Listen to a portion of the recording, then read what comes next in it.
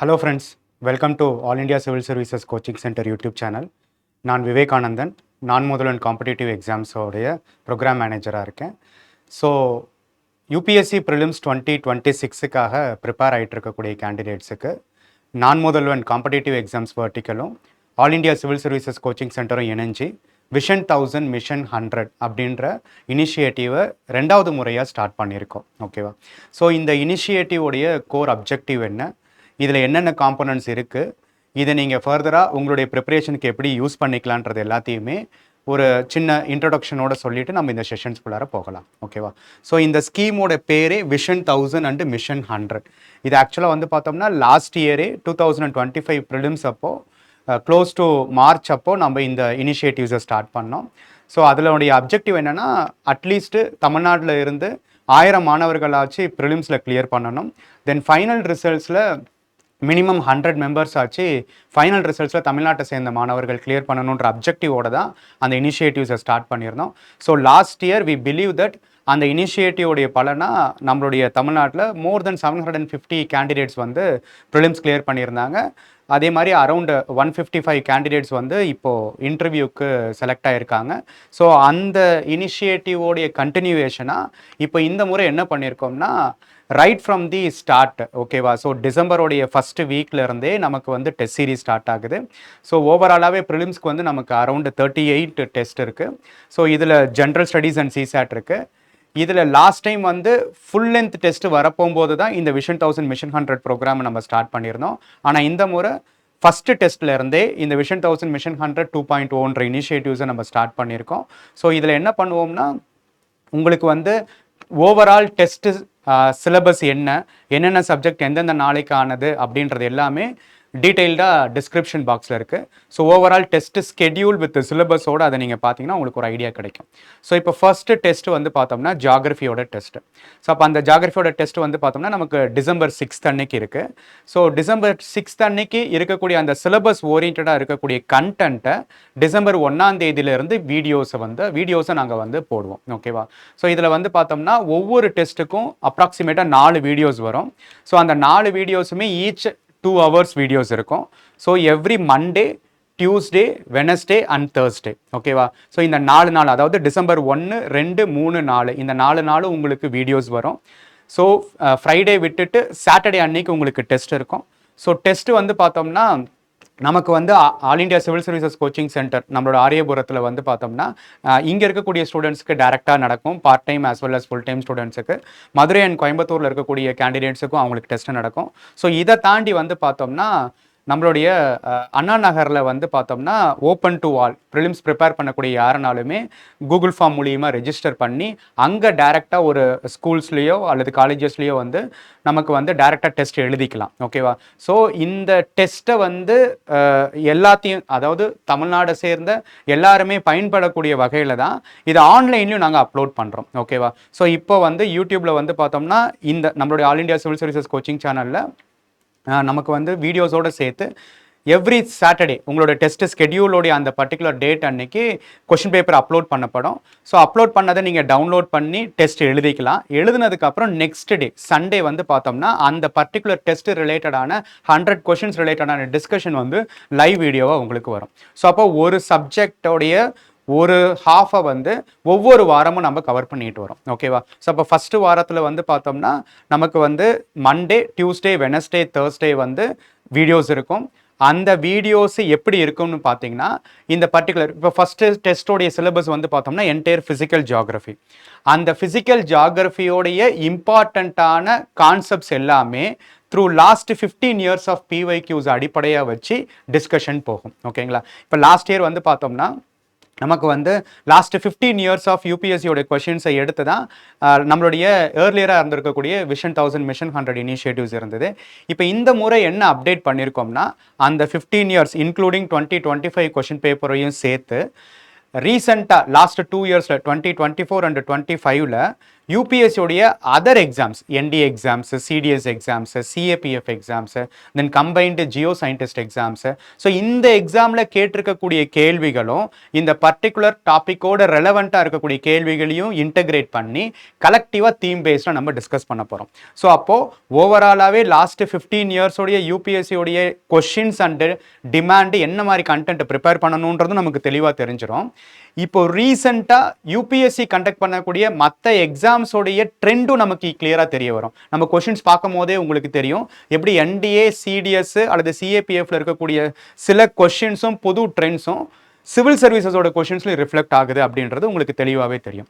So அப்போ ஓவராலாக பார்த்தோம்னா நமக்கு வந்து ஒரு பர்டிகுலர் சப்ஜெக்ட் எடுத்துட்டு அந்த பர்டிகுலர் சப்ஜெக்ட்டுக்கு ரிலேட்டடான எல்லா பிஒய்க்யூஸும் அந்த பிஒய்க்யூஸை டாபிக் வைஸ் ஒவ்வொரு இண்டிவிஜுவல் டாபிக் வைஸ் செக்ரிகேட் பண்ணி அந்த பர்டிகுலர் டாபிக்குள்ளார அதை சப்ஜெக்டோடைய ஆர்டர் படி அரேஞ்ச் பண்ணி அதுக்குள்ளார இருக்கக்கூடிய இன்டர் கனெக்ஷன்ஸை கிளியராக டிஃபைன் பண்ணி ஒவ்வொரு கொஷின்ஸும் எப்படி அப்ரோச் பண்ணணும், அதுக்கு தேவையான பேக்ரவுண்ட் நாலேஜ் என்ன, இது எல்லாத்தையுமே இந்த செஷன்ஸில் கவர் பண்ணுவோம். ஓகேவா?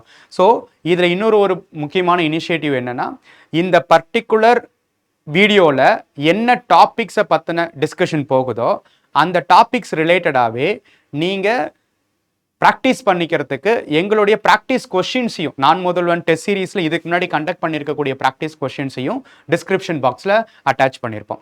ஸோ அப்போ ஒரு வீடியோ பார்த்தீங்கன்னா அந்த பர்டிகுலர் தீம் ரிலேட்டடாக லாஸ்ட் 15 இயர்ஸ் ஆஃப் யூபிஎஸ்சி கொஷின்ஸையும் பார்த்துருவீங்க, அதுக்கு ரிலேட்டடான கண்டென்ட்டையும் டெலிவர் பண்ணிவிடுவோம். லாஸ்ட் 2 இயர்ஸில் யூபிஎஸ்சி கண்டக்ட் பண்ண அதர் எக்ஸாம்ஸோடைய கொஷின்ஸு, கண்டென்ட்டு, ட்ரெண்டு, இந்த ஐடியாவும் உங்களுக்கு தெளிவாக தெரிஞ்சிடும். இதோட சம்மந்தப்பட்டிருக்கக்கூடிய நான் முதல்வன் கண்டக்ட் பண்ணியிருக்கக்கூடிய கொஷின்ஸை நீங்கள் ப்ராக்டிஸ் செஷன்ஸாக எடுத்துட்டிங்கன்னா ஒரு வாரம் ஃபுல்லாக உங்களுக்கு கம்ப்ளீட்டாக என்கேஜாக இருக்கிறதுக்கு இது ரொம்ப ரொம்ப ஹெல்ப் பண்ணும். ஓகேவா? ஸோ இது ரிலேட்டடான எல்லா அப்டேட்ஸுமே நான் முதல்வன் ஸ்டடி ஹால்ன்ற டெலிகிராம் சேனலோட எல்லா அப்டேட்ஸுமே உங்களுக்கு கிளியராக வரும். ஸோ அந்த டெலிகிராம் சேனலுடைய லிங்க்கையும் நாங்கள் வந்து டிஸ்கிரிப்ஷன் பாக்ஸில் கொடுத்துருக்கோம். ஓகேவா? ஸோ அப்போது இந்த பர்டிகுலர் வீடியோவோடைய டிஸ்கிரிப்ஷன் பாக்ஸில் உங்களுக்கு டீட்டெயில்டு டெஸ்ட்டோட ஸ்கெடியூல் ஃபுல்லாக இருக்கும். அந்த பர்டிகுலர் பிபிடி, இந்த நம்ம டிஸ்கஷன் பண்ணக்கூடிய பிபிடி வித் அன்னோட்டேஷன் அண்ட் வித்தவுட் அன்னோட்டேஷன் இருக்கும். தென் இது ரிலேட்டடாக இருக்கக்கூடிய ப்ராக்டிஸ் கொஷின்ஸ் இருக்கும். இந்த எல்லா இனிஷியேட்டிவ்ஸ் ரிலேட்டடான அப்டேட்ஸை நீங்கள் தெரிஞ்சுக்கிறதுக்கான நான் முதல்வன் ஸ்டடி ஹாலோடைய டெலிகிராம் லிங்க்கும் இருக்கும்.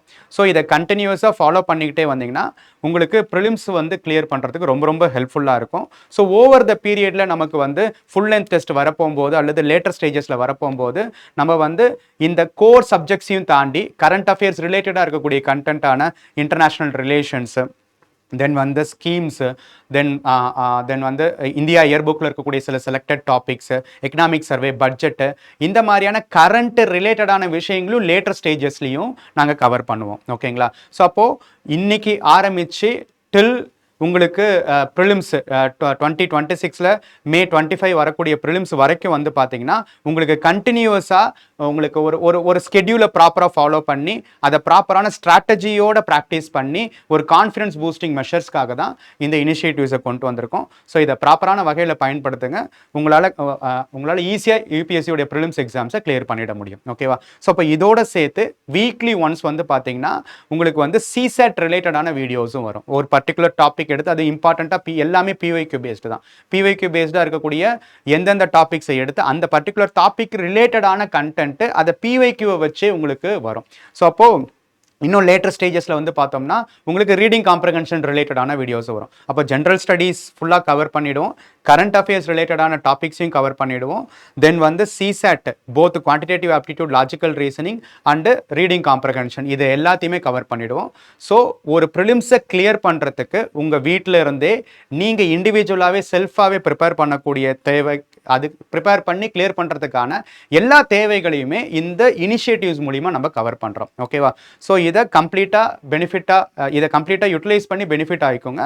நம்ம இப்போது ஃபர்தராக இந்த பர்டிகுலர் வீடியோவில் இருக்கக்கூடிய கொஷின்ஸ் ரிலேட்டடான டிஸ்கஷன்ஸ்குள்ளார போகலாம். ஓகேவா? ஸோ அப்போ ஃபஸ்ட்டு வந்து பார்த்தோம்னா நம்ம டிஸ்கஸ் பண்ண போகிற தீம் எதுன்னு பார்த்தீங்கன்னா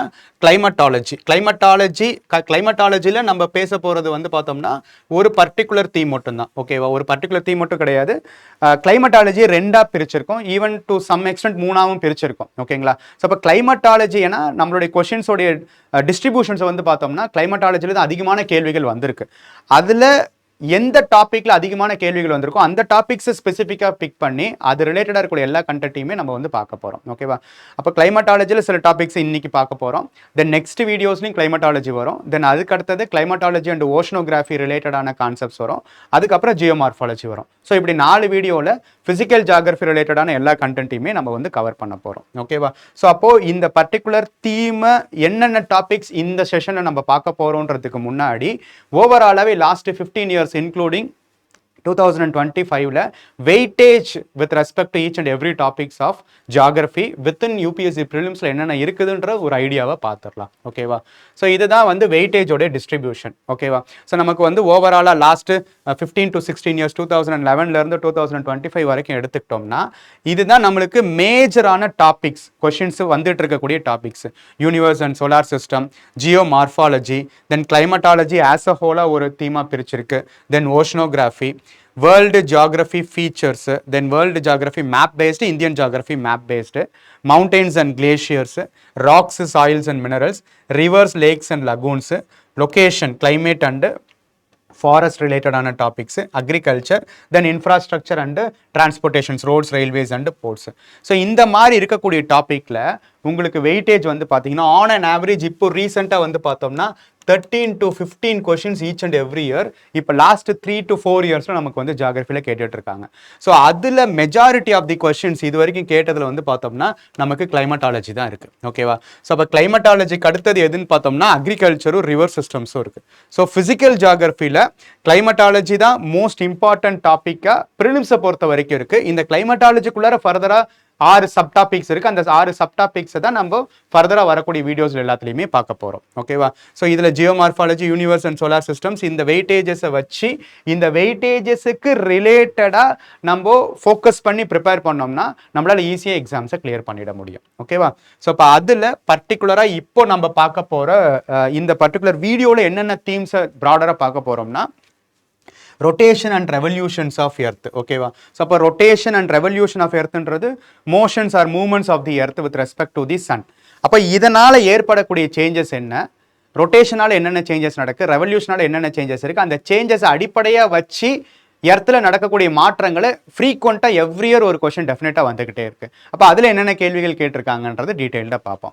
தென் அதுக்கப்புறம் சன்னிலேருந்து வரக்கூடிய இன்கமிங் சோலார் ரேடியேஷனை தான் நம்ம என்ன சொல்லுவோம், இன்சோலேஷன், இன்கமிங் சோலார் ரேடியேஷன்.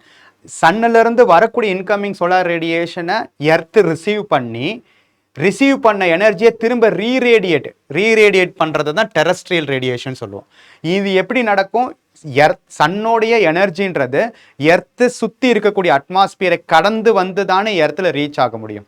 அப்போது அந்த insolation, terrestrial radiation when it is passing through the atmosphere நடக்கிறதுல என்னென்ன சேஞ்சஸ் இருக்குது, என்னென்ன வகையில் அது ஃபங்க்ஷன் ஆகிட்டு இருக்கு, அதில் என்னென்ன காம்போனன்ட்ஸு இன்க்ரீஸிங் தி டெம்பரேச்சருக்கு காரணமாக இருக்குது, டிக்ரீஸிங் தி டெம்பரேச்சருக்கு காரணமாக இருக்குதுன்றது இது எல்லாத்தையுமே ஃப்ரீக்வெண்ட்டாக கேள்விகள் வந்துக்கிட்டே இருக்குது. ஓகேவா, அப்புறம் இந்த இன்சோலேஷன் அண்ட் டெரஸ்ட்ரியல் ரேடியேஷன்ஸ் அடிப்படையாக வச்சு தான் நமக்கு கண்டென்சேஷன் ப்ராசஸ் மூலியமாக க்ளவுட் ஃபார்மேஷன்ஸ் இருக்குது. ஓகேவா, ஸோ அப்போ க்ளவுட்ஸோடைய ஃபார்மேஷன்ஸ்க்கான பேசிக் நேச்சர் என்ன, க்ளவுட்ஸு அஸ் அ காம்போனண்ட்டாக இன் அவர் அட்மாஸ்பியரில் ப்ரெசென்ட் ஆகிருக்கிறதுனால நம்மளுடைய எர்த்தோடைய டெம்பரேச்சரில் டிஸ்ட்ரிபியூஷன்லையோ அல்லது வேரியேஷன்ஸில் என்னென்ன பங்குகள் அதுக்கு இருக்குது. ஓகேவா, ஸோ அந்த காம்பனன்ஸும் இருக்குது. அதுக்கப்புறம் டிஃப்ரெண்ட் ஃபார்ம்ஸ் ஆஃப் கண்டென்சேஷன்ன்றது என்னது, வேப்பர் ஃபார்மில் இருக்கக்கூடியது, அதாவது வாட்டர் வேப்பர் வந்து எகெயின் திரும்ப வாட்டராக கன்வெர்ட் ஆகிறது தான் நம்ம கண்டென்சேஷன் சொல்லுவோம். அதை தான் நம்ம ரெயின்ஃபால்னு சொல்லுவோம். ஸோ ரெயின்ஃபால்ன்றது precipitation is a form of condensation. ஓகேவா,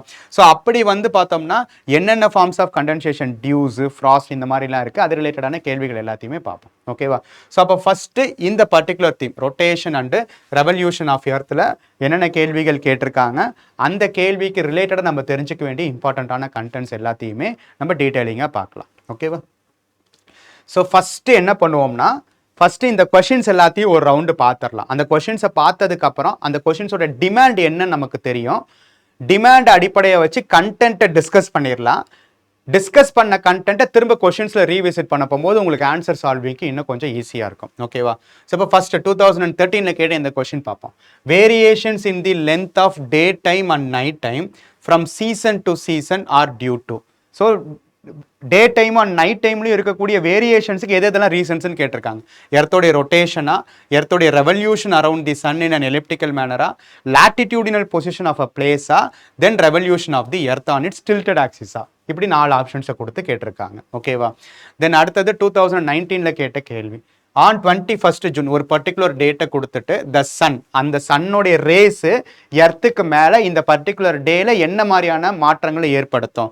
டஸ் not set below the horizon at the Arctic circle. Arctic circle ரீஜனில் ஹாரிசான்ன்றது என்னது?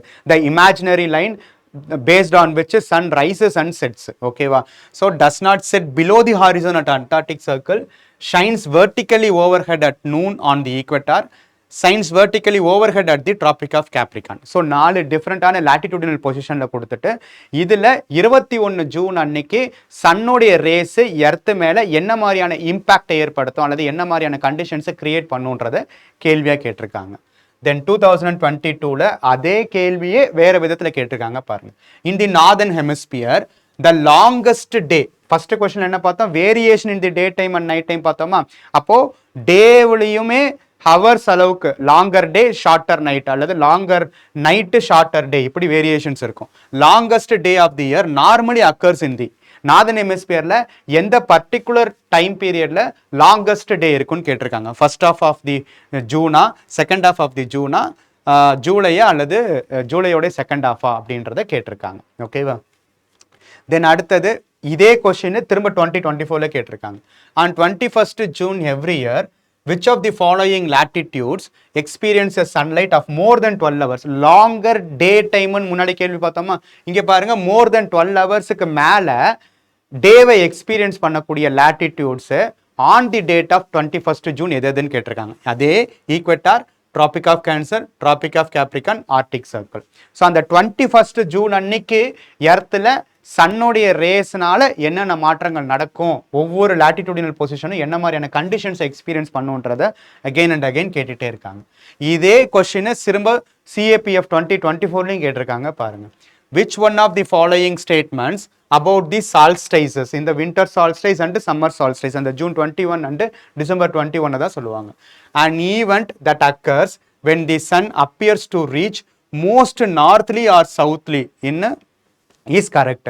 ஸோ சன்னோடைய டைரக்ட் ரேஸ் மேக்ஸிமம் நார்த்துக்கோ அல்லது மேக்ஸிமம் சவுத்துக்கோ போகும்போது அந்த சால்ஸ்டைஸ் அப்போ என்னென்ன நடக்கும்.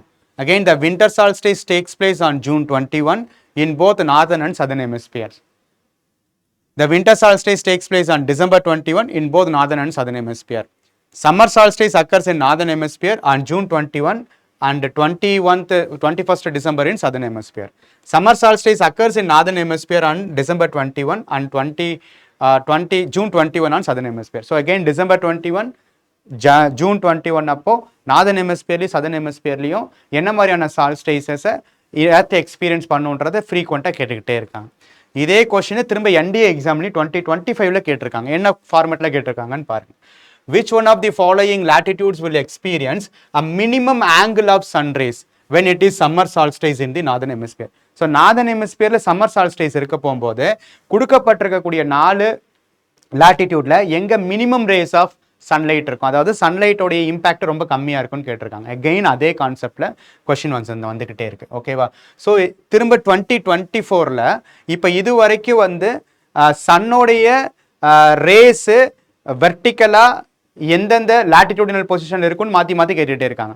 So day time and night time variation கேட்டிருந்தாங்களா? ஒரு முக்கியமான பிரைம் மெரிடியன் மாதிரியே இருக்கக்கூடிய ஒரு இம்பார்ட்டண்ட்டான லாங்கிடியூட் அடிப்படையை வச்சு ரீசெண்டான இயர்ஸில் கேள்விகள் கேட்டுட்டு இருக்காங்க. அப்படி என்னன்றதை பார்ப்போம். 2024 கேட்ட இந்த கேள்வி பாருங்க. Consider the following statements regarding the international date line. ஓகேவா? ஸோ இட் இஸ் ரஃப்லி 180° meridian which deviates slightly east and west to avoid land areas surrounded by the Atlantic Ocean. So latitudes பற்றி கேள்விகள் கேட்டுட்டு இருந்ததோடு சேர்த்து லாங்கிடியூட், அந்த லாங்கிடியூட்ல எக்ஸாக்டாக international date line லாங்கிடியூடை பற்றி கேள்வி வந்திருக்கு. அதில் இன்னும் ஸ்பெசிஃபிக்காக கேட்டிருக்காங்க. the date to the east of this line is 24 hours earlier than to the west. ஓகேவா? ஸோ அந்த லைன் தான் ஈஸ்ட்டுக்கும் வெஸ்ட்டுக்கும் இருக்கக்கூடிய டேவை பிரிக்கிற லைனாக இருக்கா அப்படின்றது, அதில் எங்கே கூட இருக்கும் எங்கே கம்மியாக இருக்கும்னு கேட்டிருக்காங்க. ஓகேவா? ஸோ இதே கேள்வி 2025ல சிஏபிஎஃப் எக்ஸாம்லேயும் வந்திருக்கு. எப்படி வந்திருக்குன்னு பாருங்க. Which of the following statements is are correct? The time at 180 degree longitude, இதுதான் இன்டர்நேஷனல் டேட் லைனான்னு கேட்டிருந்தாங்க. The time at 180 degree longitude is exactly 12 hours from the 0 degree longitude, irrespective of whether one travels westward or eastward from the prime meridian. Prime meridianல இருந்து westward or eastward எந்த பக்கம் travel பண்ணாலும் அவர் அதுக்கு ஆப்போசிட்டா எக்ஸாக்டா இருக்கக்கூடிய 180 டிகிரி லாங்கிடியூடுன்னு சொல்லக்கூடிய இன்டர்நேஷனல் டேட் லைனுக்கு ரீச் ஆகிறதுக்கு 12 மணி நேரம் தான் ஆகுமான்றதை கேட்டிருக்காங்க. A person moving eastward on Tuesday will count the day as Wednesday once the international date line is crossed. Again, international date line cross பண்ண போகும்போது அது ஈஸ்ட்வர்டை நோக்கி போகும்போது ஒரு டே கெயின் ஆகுமா லாஸ் ஆகுமா, வெஸ்ட்வர்டை நோக்கி போகும்போது ஒரு டே கெயின் ஆகுமா லாஸ் ஆகுமா. அகைன் அந்த கிராசிங் தி இன்டர்நேஷனல் டேட் லைன் அடிப்படையாக வச்சு கேட்டிருக்காங்க. 24ல என்டிஏல கேட்டிருந்தாங்க, 25ல சிஏபிஎஃப்ல கேட்டிருந்தாங்க. இப்போ இந்த வருஷம் நடந்த 24ல சிஏபிஎஃப்ல இதே கேள்வி கேட்டிருக்காங்க பாருங்க. If it is 31st December 2023 in New Zealand at the same time what will be the date in the Hawaiian Island and Alaska? அதாவது இன்டர்நேஷனல் டேட் லைனுக்கு ஒரு சைடு இருக்கக்கூடிய நியூசிலாண்டில் ஒரு டேட்டை கொடுத்தா அந்த இன்டர்நேஷனல் டேட் லைனுக்கு அதர் சைடில் இருக்கக்கூடிய ஹவாய் அண்ட் அலாஸ்காவில் என்ன டேட் இருக்கும்? ஒரு டேட் அதே டேட்டே இருக்குமா, அல்லது அந்த டேட்டுக்கு முன்னாடி நாள் இருக்குமா, அல்லது அடுத்த நாள் இருக்குமா? அதை தான் இங்கே கேள்வியாக கேட்டிருக்காங்க. ஓகேவா? ஸோ இதே ட்ரெண்டு 3 தடவை கேட்ட இதே ட்ரெண்டு அப்படியே 2025 ப்ரிலிம்ஸ்லையும் வந்திருக்கு. அப்போ இதனால தான் நம்ம வந்து சிடிஎஸ் கொஷின்ஸும் என்டிஏ கொஷின்ஸும் சிஏபிஎஃப் கொஷின்ஸும் பார்க்கறது சிவில் சர்வீசஸுக்கு ரொம்ப ரொம்ப முக்கியன்றது நம்ம தெளிவாக தெரிஞ்சுக்கணும். ஓகேவா? ஸோ இப்போ ஏன்னா ரீசெண்டான 10 இயர்ஸில் 10 to 15 இயர்ஸில் யூபிஎஸ்சியில் இந்த ட்ரெண்டு கேட்கல. ஆனால் சிஏபிஎஃப்லையும் சிடிஎஸ்லையும் கேட்டதுனால 2025 ப்ரிலிம்ஸில் கேட்டிருக்காங்க. ஓகேவா? என்ன கேட்டிருக்காங்க பாருங்க. Anadyr in Siberia and Nome in Alaska are a few kilometers from each other. But when people are waking up and getting set for breakfast in these cities, it would be different days. அதே மாதிரி தான். ஒன்று Siberia international date லைனுக்கு அந்த side இருக்கக்கூடிய சைபீரியா, இந்த side இருக்கக்கூடிய Alaska. When it is Monday in Anadir, it is Tuesday in Nome. So again அந்த days across the international date line அடிப்படையாக வச்சு கேட்டிருக்காங்க. ஓகேவா? ஸோ அப்போது சன்னோ எர்த்தோடைய ரிலேஷன்ஷிப் அடிப்படையாக வச்சு லாட்டிடியூடினல் பொசிஷன்ஸில் சன் ரேஸோடைய வேரியேஷன்ஸ் எப்படிலாம் இருக்குது, லாங்கிடியூடினல் பொசிஷன்ஸில் டே டைம் அண்ட் நைட் டைமுடைய வேரியேஷன்ஸ் எப்படி இருக்குது, தென் வந்து அக்ராஸ் தி இன்டர்நேஷ்னல் டேட் லைனில் ஒரு டே கெயின் ஆகுதா அல்லது லாஸ் ஆகுதா, ஐதர் மூவிங் டுவர்ட்ஸ் ஈஸ்ட்வர்டா வெஸ்ட்வர்டா, இதெல்லாம் பொறுத்து கேள்விகள் வந்துக்கிட்டே இருக்கு. அப்போ இந்த பேசிக்கான டிமாண்ட் அடிப்படையாக வச்சு we will discuss about the content. அந்த கண்டென்ட்டை டிஸ்கஸ் பண்ணதுக்கு அப்புறம் again we will come back to the questions and solve the questions with the knowledge what we have acquired through this content. ஓகேவா? அப்போ ஃபர்ஸ்ட் பேசிக்காக பார்த்தோம்னா எர்த்தோடைய ஷேப்பையும் அதோட ஆக்சியல் டில்ட்டையும் நம்ம சிம்பிளான பேசிக்கான ஒரு விஷயத்தை வச்சு புரிஞ்சுக்கலாம். எர்த்ன்றது என்னது? எர்த் வந்து நமக்கு எக்ஸாக்டா ஸ்பெரிக்கலான ஷேப் கிடையாது. It is geoid in shape. இந்த ஜியாய்டு இன் ஷேப்ன்றது என்ன அர்த்தம் மீன் பண்ணுது? நம்மளுடைய ஈக்வட்டோரியல் சர்க்கம்ஃபரன்ஸ் இருக்குல்ல, இந்த equatorial circumference is slightly bigger than the polar circumference. அப்போ இதை விட இது ஸ்லைட்லி பெருசாக இருக்கிறதுனால ஒரு ஃப்ளாட்டன்டு போல்ஸாகவும் பல்ஜிங் ஈக்வட்டாராகவும் இருக்கும். கரெக்டாக? பல்ஜிங் ஈக்வட்டாராகவும் ஃப்ளாட்டன்டு போல்ஸாகவும் இருக்கும். ஃப்ளாட்டன்டு போல்ஸாகவும் இருக்கும். ஸோ இப்படி கிட்டத்தட்ட ஒரு ஆரஞ்சு பழ ஷேப்பில் இருக்கக்கூடிய இந்த நேச்சர் தான் we are calling it geoid in shape. It is not exactly spherical in shape. ஒரு கிரிக்கெட் பால் மாதிரியோ ஒரு டென்னிஸ் பால் மாதிரியோ எக்ஸாக்டாக ஸ்பெரிக்கலாக இருக்காது. ஓகேவா? இந்த பேசிக் அண்டர்ஸ்டாண்டிங் அபவுட் எர்த்தை நம்ம தெளிவாக தெரிஞ்சுக்கணும். இப்போ நியர் ஸ்பெரிக்கல் இன் ஷேப், இந்த நியர் ஸ்பெரிக்கல் இன் ஷேப் வந்து பார்த்தோம்னா நமக்கு எர்த் வந்து டில்ட்டா இருக்கு. எப்படி? அதனோட earth is rotating by itself and also revolving around the சன்ன்றது நமக்கு தெரியும். எத்தனை டிகிரி டில்ட்டா இருக்கு? 23.5 டிகிரி டில்ட்டா இருக்கு. ஓகேவா? ஸோ அப்போ அதனுடைய பிளேனுடைய ஆங்கிள் இருந்து பார்த்தோம்னா 23.5 டிகிரி டில்ட் ஆயிருக்குதுன்னா ரிமைனிங் வந்து பார்த்தோம்னா நமக்கு 66.5 degree with respect to the revolving பிளேனோட அதனோட அசோசியேஷன் இருக்கும். அப்போ எத்தனை டிகிரி டில்ட் ஆயிருக்கு, இந்த டில்ட் ஆயிருக்கிறத அடிப்படையாக வச்சு தான் அதனுடைய ரொட்டேட்டிங் ஆக்சிஸ்ன்றதும் டில்ட் ஆயிருக்கும். ஸோ அப்போ ஈக்வெட்டார் இதுதான் ஒரிஜினலான ஈக்வெட்டார், இதுதான் ஒரிஜினலான நார்த் போல் அண்ட் சவுத் போலாக இருக்கும். ஓகேவா? ஸோ அப்போ எர்த்தோடைய ஷேப்பு அதனுடைய டில்ட்டிங் ஆங்கிள் பை 23.5 டிகிரி, அதனோட basic understanding is very much necessary to understand about it's variation in temperature. ஓகேவா? இப்போ அதில் லாட்டிடியூட்ஸ் அண்ட் லாங்கிடியூட்ஸை எடுத்து பார்த்தோம்னா நமக்கு தெரியும் சென்ட்ரலில் 0 டிகிரி லாட்டிடியூட் தான் ஈக்வட்டோரியல் ரீஜன்ன்றது. ஓகேவா? இந்த 0 டிகிரி லாட்டிடியூடை இப்போ சென்டர் பாயிண்ட் ஆஃப் தி எர்த்துன்றது ஒரு 3 டைமென்ஷனல் ஆப்ஜெக்டா, அதனுடைய சென்டர் பாயிண்ட் நடுவில் வச்சு பார்த்தோம்னா அந்த சென்டர் பாயிண்ட்ல இருந்து உங்களுக்கு எல்லா சைட்லையுமே 360 டிகிரி ஆங்கிள் இருக்கும். ஓகேவா? அப்போ அந்த 360 டிகிரி ஆங்கிளை நம்ம 15 டிகிரி 30 டிகிரி 45 டிகிரின்னு இப்படி லாட்டிடியூடினல் வைஸும் பிரிக்கலாம். ஓகேவா? ஸோ அப்போ ஒரு குவார்ட்டருக்கு 90 டிகிரினா மொத்தம் 4 குவார்ட்டர் இருக்கும். 90 + 90 + 90 + 90, அதுதான் 360 டிகிரிக்கு latitudes has been broken down. ஓகேவா? அந்த லாட்டிடியூட்ஸ்ன்றது என்னவா இருக்கும், நமக்கு எல்லாமே பேரலல்ஸா இருக்கும். ரைட்டா? எந்த லாட்டிடியூடுமே ஒன்னோட ஒன்று இணையாது. ஸோ ஒவ்வொரு லாட்டிடியூடுமே பேரலல்ஸா இருக்கும். No latitude can meet each other. ஓகேவா? அதில் இருக்கிறதுலே லார்ஜஸ்ட் லாட்டிடியூட நமக்கு ஈக்வட்டார் இருக்கும்.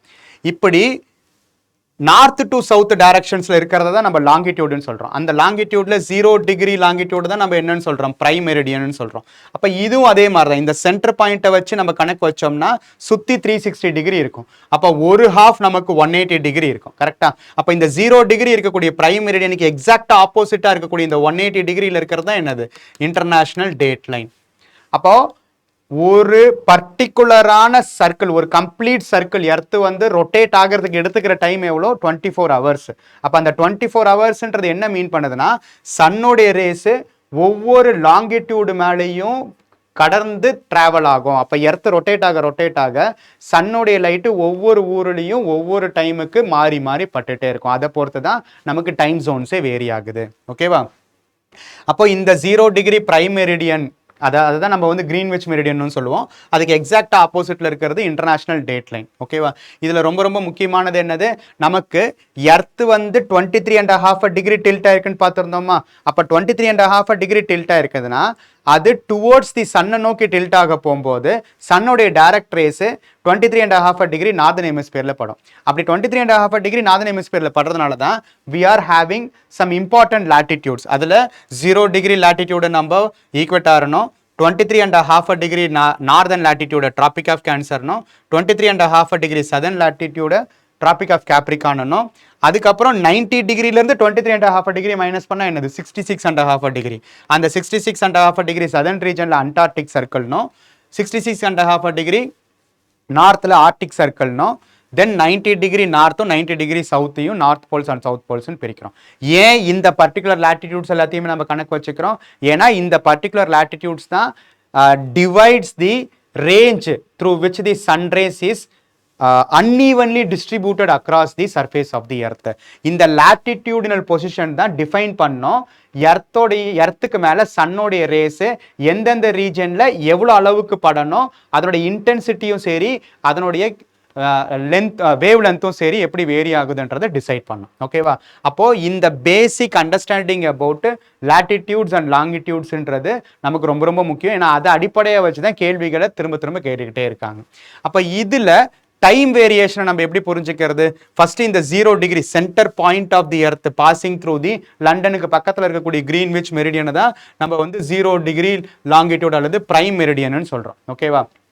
ஸோ அப்போ எர்த் ஒவ்வொரு லாட்டிடியூடுக்கு இப்போ sun rises in the east நம்ம சொல்றோம். இப்போ ஃபார் எக்ஸாம்பிள் சன் இந்த இடத்துல வந்து ரைஸ் ஆகுது அப்படின்னா சன்னுடைய ஃபர்ஸ்ட் ரேஸ் எங்க படும், ஈஸ்டர்ன் மோஸ்ட் லாட்டிடியூட்ல லாங்கிடியூட்ல தானே படும். அதனாலதான் sun rises in the east, land of rising sun Japan நம்ம ஒன்று சின்ன வயசுல கூட படிச்சிருப்போம். அப்போ ஒரு எர்த் இப்படி ரொட்டேட் ஆக சன்னுடைய டைரக்ட் ரேஸ் ஒரு லாங்கிடியூடு மேலேயும் பட்டுக்கிட்டு டிராவல் ஆகிட்டே வருமா, அதை பொறுத்து தான் ஈஸ்டர்ன் எண்டில் வந்து பார்த்தோம்னா ஃபர்ஸ்ட் சன்ரைஸ் இருக்கும், வெஸ்டர்ன் மோஸ்ட் எண்டில் தான் லாஸ்ட் சன்ரைஸ் இருக்கும். அப்போ இங்க ஆரம்பிச்ச அந்த சன்ரைஸ் ஒரு லாங்கிடியூடும் டிராவல் பண்ணிக்கிறதுக்கு எடுத்துக்கிற டைம் எவ்வளோன்னு பார்த்தீங்கன்னா 4 minutes. ஓகேவா? ஸோ ஒரு பர்டிகுலர் ஒரு டிகிரியை டிராவல் பண்ணுறதுக்கு எடுத்துக்கக்கூடிய சன்னுடைய டைம், சன்ரைஸோட டைம் எடுத்துன்னு பார்த்தீங்கன்னா 4 minutes இருக்கும். ஓகேவா? அப்போ ஒரு 15 டிகிரி ஒரு 15 டிகிரியை கிராஸ் பண்ணிக்கிறதுக்கும் அதுக்கு எடுத்துக்கக்கூடிய டைம் என்னன்னா 15 into 4 வந்து பார்த்தோம்னா 60 minutes எடுத்துக்கும் 1 hour. அப்போ ஒரு ஒரு ஒரு சன்ரைஸ் வந்து 1 hour டிராவல், எர்த்தோடைய ரொட்டேட்டிங் ஸ்பீட் அடிப்படையை வச்சு டிராவல் ஆனிச்சுன்னா 1 hour கழிச்சு பார்த்தோம்னா கரெக்டாக 15 டிகிரி டிராவல் ஆயிருக்கும். ஓகேவா? ஸோ அப்படி ஒவ்வொரு 15 டிகிரிக்கும் ஒரு ஹவர் ஆட் ஆகிட்டே போகும். ஓகேவா? ஸோ இங்கே 0 டிகிரியிலிருந்து இந்த சைடு ஈஸ்டர்ன் மோஸ்ட் போக போக ஒவ்வொரு 15 டிகிரிக்கும் ஒரு ஹவர் ஆட் ஆகிட்டே போகும். ஸோ அப்படிதான் இந்தியா வந்து பார்த்தோம்னா 75 டிகிரி நமக்கு பிரைம் மெரிடியன்ல இருந்து இருக்கு. 75 டிகிரியில இருக்கிறதுனால தான் அதனுடைய மிட் பாயிண்டா இருக்கக்கூடிய இந்தியன் ஸ்டாண்டர்ட் டைம்ஸ் நம்மளுடைய 82.5 degree 82.5 degree long eastern longitude is taken as Indian standard time.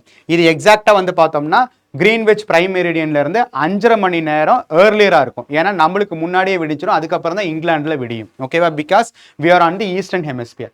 So அப்படி ஈஸ்டர்ன் எண்டில் ஆரம்பிக்கிற சன்ரைஸ் கிரீன்விச் மெரிடியனை தாண்டி அதுக்கப்புறம் தான் வெஸ்டர்ன் ஹெமிஸ்பியருக்கு போகும். இந்த 0 டிகிரி லாங்கிடியூடுக்கு எக்ஸாக்டா ஆப்போசிட்டா இருக்கக்கூடிய லைனை தான் நம்ம என்னன்னு சொல்றோம், இன்டர்நேஷனல் டேட் லைன். இந்த இன்டர்நேஷனல் டேட் லைன்ன்றது எக்ஸாக்டா இப்போ பிரைம் மெரிடியனை கிரீன்விச் மெரிடியனை நம்ம ஒரே ஸ்ட்ரெயிட் லாங்கிடியூடா போட்டோம். ஆனா இந்த இடத்துல அப்படி ஒரே ஸ்ட்ரெயிட் லாங்கிடியூடா போட முடியாது. பிகாஸ் இது ஒவ்வொரு நேஷன்ஸோடைய டேஸையும் கேலண்டர், அந்த அந்த எந்த பர்டிகுலர் கண்ட்ரி வந்து இதை அடிப்படையை வச்சு மண்டே வச்சுக்கணுமா டியூஸ்டே வச்சுக்கணுமா அதை டிசைட் பண்ணணும்ல. அப்போ இந்த ரீஜனுக்கு தகுந்த மாதிரி இது கொஞ்சம் ஜிக்ஸாக் ஆகி வரும். ஸோ அப்ராக்சிமேட்லி 180 டிகிரியில் இந்த ஜிக்ஸாக்காக இருக்கக்கூடிய லைன் தான் இன்டர்நேஷனல் டேட் லைன்னு சொல்கிறோம். It decides which day is to be followed by which country based upon its position in eastern or western hemisphere. இந்த இன்டர்நேஷனல் டேட் லைனை கிராஸ் பண்றது அடிப்படையா வச்சுதான் ஒரு டே கூடுமா ஒரு டே குறையுமான்றத யூபிஎஸ்சில கேள்வி கேட்டுக்கிட்டே இருந்தாங்களா. ரைட், இப்போ நம்ம ஒரு எக்ஸாம்பிள் எடுத்துக்கலாம். இப்போ இந்த இடத்துல நியூசிலாண்டை வச்சு கேட்டிருந்தாங்களா, அதே மாதிரி சைபீரியாவையும் அலாஸ்காவையும் வச்சு கேட்டிருந்தாங்களா. ஸோ ஓரியன்ட் இப்போ இங்கே வந்து பார்த்தோம்னா இந்த சைடில் வந்து பார்த்தோம்னா நமக்கு பசிபிக் ஓஷன் ஹவாயன் ஐலாண்ட் இருக்கும். இந்த சைடு இது வந்து பார்த்தோம்னா இது ஆக்சுவலாக ஈஸ்டர்ன் ஹெமிஸ்பியர், இது ஈஸ்டர்ன் ஹெமிஸ்பியர், இது வெஸ்டர்ன் ஹெமிஸ்பியர். நல்லா தெளிவாக புரிஞ்சுக்கணும். இதுல இந்த பர்டிகுலர் 180 டிகிரி லாங்கிடியூடு தான் நம்ம என்னன்னு சொல்றோம், இன்டர்நேஷனல் டேட் லைன்னு சொல்றோம். இப்போ சன்னோடைய ரொட்டேஷன் என்ன இருக்கு, ஈஸ்ட் வெஸ்ட் டு ஈஸ்ட் தான் சன்னோடைய ரொட்டேஷன் இருக்கும். கரெக்டா? West to east sun rotate ஆகிறதுனால தான் ஈஸ்டர்ன் சைட்ல நமக்கு first day of rising sun இருக்குது நம்ம பார்த்துருந்தோம். இப்போ ஈஸ்டர்ன், இப்போ ஒரு எக்ஸாம்பிளுக்கு நம்ம ஜப்பான் எடுத்துக்கலாம். இப்போ ஜப்பான் எடுத்துக்கலாம், இந்த சைடு வந்து யூஎஸ்ஏவை எடுத்துக்கலாம். இப்போ ஜப்பான்ல வந்து மண்டே இருக்குது அப்படின்னா யூஎஸ்ஏல ஒரு நாள் கழிச்சு தான் 24 மணி நேரம், அதுலயும் எஸ்பெஷலி 12 மணி நேரம் கழிச்சு 24 மணி நேரம் கழிச்சு தான் திரும்ப அங்க மண்டே வரும். அப்ப எக்ஸாக்டா ஈஸ்டர்ன் ஹெமிஸ்பியர்ல ஈஸ்டர்ன் மோஸ்ட் எண்ட்ல இருக்கக்கூடிய ஒரு கண்ட்ரில மண்டேனா western most across international date லைனுக்கு அந்த சைடு இருக்கக்கூடிய யூஎஸ்ஏல என்னவா இருக்கும், சண்டேவா இருக்கும். இன்னும் சண்டே அங்க மண்டே வந்திருக்காது. இங்க திரும்ப டியூஸ்டே வரப்போகும்போது தான் இங்க மண்டே வரும். அப்போ இன்டர்நேஷனல் டேட் லைனுக்கு ஈஸ்ட் வேர்டு, இன்டர்நேஷனல் டேட் லைனுக்கு ஈஸ்ட் வேர்டு கிராஸ் பண்ணீங்கன்னா யூ ஹாவ் டு சப்ட்ராக்ட் டே, ஒரு நாள் நமக்கு குறையும். அதே யூஎஸ்ஏல இருந்து ஜப்பானுக்கு வெஸ்ட் வேர்டு வந்து நகர்ந்து கிராஸ் பண்ணி போனீங்கன்னா யூ ஹாவ் டு ஆட் அ டே. இங்க சண்டே இருக்கு, அதே இன்டர்நேஷனல் டேட் லைனை கிராஸ் பண்ணி வந்துட்டீங்கன்னா அதே பர்டிகுலர் நாள் ஈஸ்டர்ன் ஹெமிஸ்பியர்ல மண்டேவா இருக்கும். ஸோ இதை தான் யூபிஎஸ்சி மாற்றி மாற்றி கேட்குறாங்க. இன்டர்நேஷ்னல் டேட் லைனுக்கு ஈஸ்ட் வேர்டை நோக்கி போகும்போது அங்கே மண்டே இருக்கு, இங்கே மண்டே இருந்துச்சுன்னா அங்கே டியூஸ்டே இருக்குமா அல்லது சண்டே இருக்குமா அப்படின்றத மாற்றி மாற்றி கேட்குறாங்க. அப்போ இதை நல்லா தெளிவாக தெரிஞ்சுக்கணும். இன்டர்நேஷ்னல் டேட் லைனுக்கு ஈஸ்ட் வேர்டு நோக்கி போகிறது, ஈஸ்ட் வேர்டை நோக்கி போகிறதுனா your entering into the western hemisphere. Western ஹெமிஸ்பியரில் போகும்போது ஒரு நாள் குறையும். அதே வெஸ்டர்ன் ஹெமிஸ்பியர்ல இருந்து westward towards eastern hemisphere போக போகும்போது ஒரு நாள் கூடும். You have to gain a day. இந்த பர்டிகுலர் லாஜிக்கை வச்சு தான் கேள்விகள் திரும்ப திரும்ப வந்துக்கிட்டே இருக்கு. ஓகேவா? அப்போ இதை தெளிவாக தெரிஞ்சுக்கோங்க. தென் அடுத்தது வந்து பார்த்தோம்னா இன்கமிங் சோலார் ரேடியேஷன் தான் நம்ம வந்து என்னன்னு சொல்றோம், இன்சோலேஷன் சொல்றோம். Incoming solar radiation. இந்த சோலார் ரேடியேஷன் வந்து பார்த்தோம்னா ஷார்ட் வேவ் ஹை எனர்ஜி ரேடியேஷனா இருக்கும். ஓகேவா? ஸோ அதுக்கு முன்னாடி இப்போ இந்த எனர்ஜி வந்து எப்படி ஒரு சர்ஃபேஸ் மேலே டிஸ்ட்ரிபியூட் ஆகும் அப்படின்னு பார்த்தோம்னா, இப்போ இந்த ஒரு எக்ஸாம்பிள் எடுத்துக்க, இது நம்மளுடைய என்சிஆர்டியில் கொடுத்துருக்கூடிய எக்ஸாம்பிள் தான். ஒரு டார்ச் லைட் எடுத்துட்டோம்னா அந்த டார்ச் லைட் வந்து அந்த ரேஸ் வந்து பர்பண்டிகுலராக ஒரு சர்ஃபேஸ் மேலே டைரக்டாக ஹிட் பண்ண போகும்போது அதனுடைய லைட்டோட இன்டென்சிட்டின்றது நேரடியாக 90 டிகிரி ஹிட் பண்ண போகும்போது அந்த இன்டென்சிட்டி அதிகமாக இருக்கும், அது டிஃப்யூஸ் ஆகிறது, அது படர்ந்து போகிறதும் குறைவா இருக்கும். ஓகேவா? ஸோ அப்போ intensity is getting increased when direct rays is hitting the surface. When direct rays is hitting the surface. கரெக்டா? அதே இந்த லைட் ஸ்லாண்டிங்கான சர்ஃபேஸ்க்கு மேலே விழுது அப்படின்னா டிஃப்யூஸ்டு ரேஸா இருக்கும். கரெக்டா? டிஃப்யூஸ்டு ரேஸா இருக்க போகும்போது அதனுடைய ரேஞ்ச் கவர் பண்றது படர்ந்து போகலாம், ஆனா அதோட இன்டென்சிட்டி குறைவா இருக்கும். ஸோ டைரக்ட் ரேஸா இருக்க போகும்போது இன்டென்சிட்டி கூட இருக்கும், ஸ்லாண்டிங் ரேஸா இருக்க போகும்போது அதனோட இன்டென்சிட்டி குறைவா இருக்கும். அப்போ எர்த்தோடைய ஸ்பெரிக்கல் நேச்சர் நம்ம சொல்றோம்ல, எர்த்தோடைய spherical nature decides in what way each and every latitudinal position will experience the amount of insolation it receives. ஓகேவா? நமக்கே தெரியும் எர்த்தோடைய சர்ஃபேஸ் எப்படி ஸ்பெரிக்கலா இருக்கு. அப்ப ஸ்பெரிக்கலா இருக்குதுன்னா கிட்டத்தட்ட இப்போ எர்த் சின்னதா தான் இருக்கும், ஆனா சன் வந்து பெருசா இருக்கும். கரெக்டா? அப்ப சன்னோடைய ரேஸ் இப்படி பெர்பெண்டிகுலரா எர்த்துக்கு மேல வர வர இந்த டைரக்ட் ரேஸ் எல்லாமே இப்படி ஸ்ட்ரைட்டா இருந்தா எல்லாமே 90 டிகிரில தான் ஹிட் ஆயிருக்கும். ஆனா எர்த்தோட சர்ஃபேஸ் இப்படி வளைஞ்சு இருக்கிறதுனால இந்த டைரக்ட் ரேஸ் எக்ஸாக்டா 90 டிகிரி ஹிட் பண்ணக்கூடிய ரீஜனை எதுதான் இருக்கும், நம்மளுடைய இந்த ஈக்குவட்டோரியல் ரீஜன் தான் இருக்கும். எக்ஸாக்டா இந்த ஈக்குவட்டோரியல் ரீஜன்ல தான் நமக்கு direct rays of sunlight hit ஆகிறதுக்கு வாய்ப்பு இருக்கா? அப்ப direct rays of sunlight hit ஆகுது, அதுவும் பர்பெண்டிகுலரா ஹிட் ஆகுதுன்னா it can have more amount of energy. இந்த இன்சோலேஷன் சொல்லக்கூடிய ஷார்ட் வேவ் ஹை எனர்ஜி ரேடியேஷனோட intensity will be maximum near the equatorial region. அதே டைரக்ட் ரேஸ் நமக்கு அக்ராஸ் தி லாட்டிடியூட்ஸ் மேலே போக போக போக இங்க டிராபிக் ஆஃப் கேன்சர் ரீஜன்ஸ் எடுக்க போகும்போது இன்னும் ஆப்ளிக்கா இருக்கும், இன்னும் இங்க போகும்போது 180 டிகிரி அப்படியே கம்ப்ளீட் ஸ்லாண்டிங்கா இருக்கும். ஸோ அதனால தான் more diffuse low energy rays is receiving on the polar region. அப்போ சன்னோடைய டைரக்ட் ரேஸ்ல இன்டென்சிட்டியில எந்த பாதிப்பும் கிடையாது, ஆனா அந்த இன்டென்சிட்டியை ரிசீவ் பண்ணக்கூடிய curved nature of the earth decides that how much of energy it receives in different latitudes.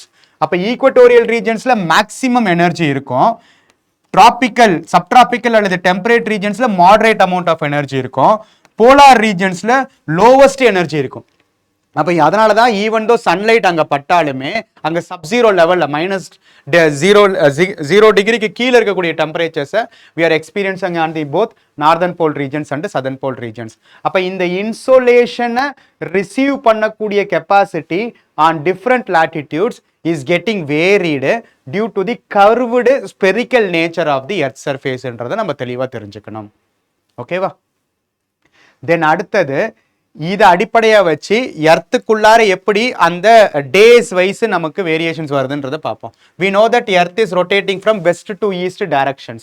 அந்த west to east directionsல ரொட்டேட் ஆகக்கூடிய எர்த்தை போல் அதனுடைய நார்தன் போல்ல இருந்து நம்ம பார்த்தோம்னா அதனோட ரொட்டேஷன் வந்து பார்த்தோம்னா ஆன்டி கிளாக் வைஸ் இருக்கும். ஓகேவா? ஆன்டி கிளாக் வைஸ் இருக்கும். அதே சதன் போல்ல இருந்து பார்த்தீங்கன்னா கிளாக் வைஸ் டைரக்ஷன்ல ரொட்டேட் ஆகும். ஸோ அப்போ இந்த ரொட்டேஷன்ன்றது வெஸ்ட் டு ஈஸ்ட்னு நம்ம டைரக்ஷன் வைஸ் சொல்லிடலாம், ஆனால் கிளாக் வைஸா ஆன்டி கிளாக் வைஸான்றது நம்ம வியூவிங் பாயிண்ட் அல்லது ரெஃபரன்ஸ் பாயிண்ட்டை நார்த் போல் எடுத்துக்கிறோமா சதன் போல் எடுத்துக்கிறோமான்றதை பொறுத்து மாறும். ஓகேவா? அப்புறம் இன்னொரு விஷயம் என்னத்தை பார்த்தோம், இஃப் சப்போஸ் எர்த் வந்து 23.5 டிகிரி டில்ட் ஆயிருக்கு நமக்கு தெரியும். Imagining that earth is not tilted by 23.5 degree. ஓகேவா? எர்த் வந்து எக்ஸாக்டா 23.5 டிகிரி டில்ட் ஆகல. அப்போ ஸ்ட்ரைட்டாக இருக்குது அப்படின்னா என்ன ஆயிருக்கும், இந்த நார்த்து போலும் சவுத்து போலையும் டைரக்டா அப்படியே எக்ஸாக்டா ஒரு ஹாஃப் ஃபுல்லா சன்னோடைய ரேஸை எக்ஸ்பீரியன்ஸ் பண்ணக்கூடிய டே டைம் இருக்கும். ஆன் தி ஆப்போசிட் சைடில் நைட் டைம் இருக்கும். கரெக்டா? இந்த லைன் இருக்குல்ல, இந்த லைனுக்கு பேர் தான் என்ன சொல்லுவாங்க, சர்க்கிள் ஆஃப் இலுமினேஷன். ஏன் சர்க்கிள் ஆஃப் இலுமினேஷன்? இது அப்படியே 3 டைமென்ஷனல் டிகிரியில் அந்த அந்த லைனை கவர் பண்ணும். Circle of illumination exactly divides 1/2 180 degree பாதியா இருக்கக்கூடிய எர்த்து டேவையும் இன்னொரு பாதி இருக்கக்கூடிய எர்த்து ஹெமிஸ்பியர் வந்து நமக்கு நைட்டு எக்ஸ்பீரியன்ஸ் பண்ணது நம்ம சொல்லியிருக்கோம். அப்போ இப்படி சன்னு டில்ட் ஆகலைன்னா இந்த டைரக்ட் ரேஸோடைய மேக்ஸிமம் இன்டென்சிட்டி எங்க படும் பார்த்திருந்தோம், நமக்கு ஈக்வேட்டார்ல தான் படும். கரெக்டா? அதே டிராபிக் ஆஃப் கேன்சருக்கு மேல இன்னும் கொஞ்சம் டிஃப்யூஸ்ட் எனர்ஜி இருக்கும். நார்தன் போல் ரீஜன்ஸ்ல இருக்கிறதுலயே ரொம்ப ரொம்ப ஸ்லாண்டிங் ரேஸ் போய் ரொம்ப ரொம்ப கம்மியான எனர்ஜி தான் ரிசீவ் ஆயிருக்கும். But we know that earth is tilted by 23.5 degree.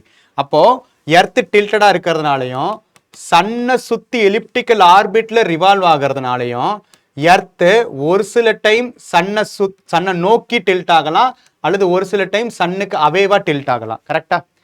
அப்போ எலிப்டிக்கல் ஆர்பிட்ல ரிவால்வ் ஆக போகும்போது, இப்போ சன்னை நோக்கி டில்ட் ஆக போகும்போது இது எவ்வளோ டிகிரி இது வந்து ஸ்ட்ரைட்டா இருக்கிறதுல இருந்து 23.5 டிகிரி டில்ட் ஆயிருக்கா. அப்போ இந்த டில்ட்டிங்னால ஈக்வெட்டார் ரிசீவ் பண்ணக்கூடிய இந்த ஸ்ட்ரைட் ரேஸை முன்னாடி ஈக்வெட்டார் ரிசீவ் பண்ணுச்சு. இப்போ 23 டிகிரி டில்ட் ஆயிடுச்சா. அப்போ இந்த ஈக்வெட்டார் இருந்த இடத்துல இப்போ என்ன வந்திருக்கும், டிராபிக் ஆஃப் கேன்சர். கரெக்டா?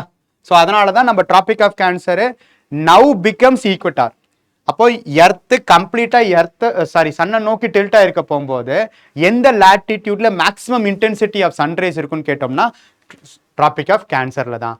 அந்த பர்டிகுலர் நாள் அன்னைக்கு நமக்கு ஈக்வெட்டாரா எது ஆக்ட் ஆகும்னு பார்த்தீங்கன்னா டிராபிக் ஆஃப் கேன்சர் தான் ஆக்ட் ஆகும்.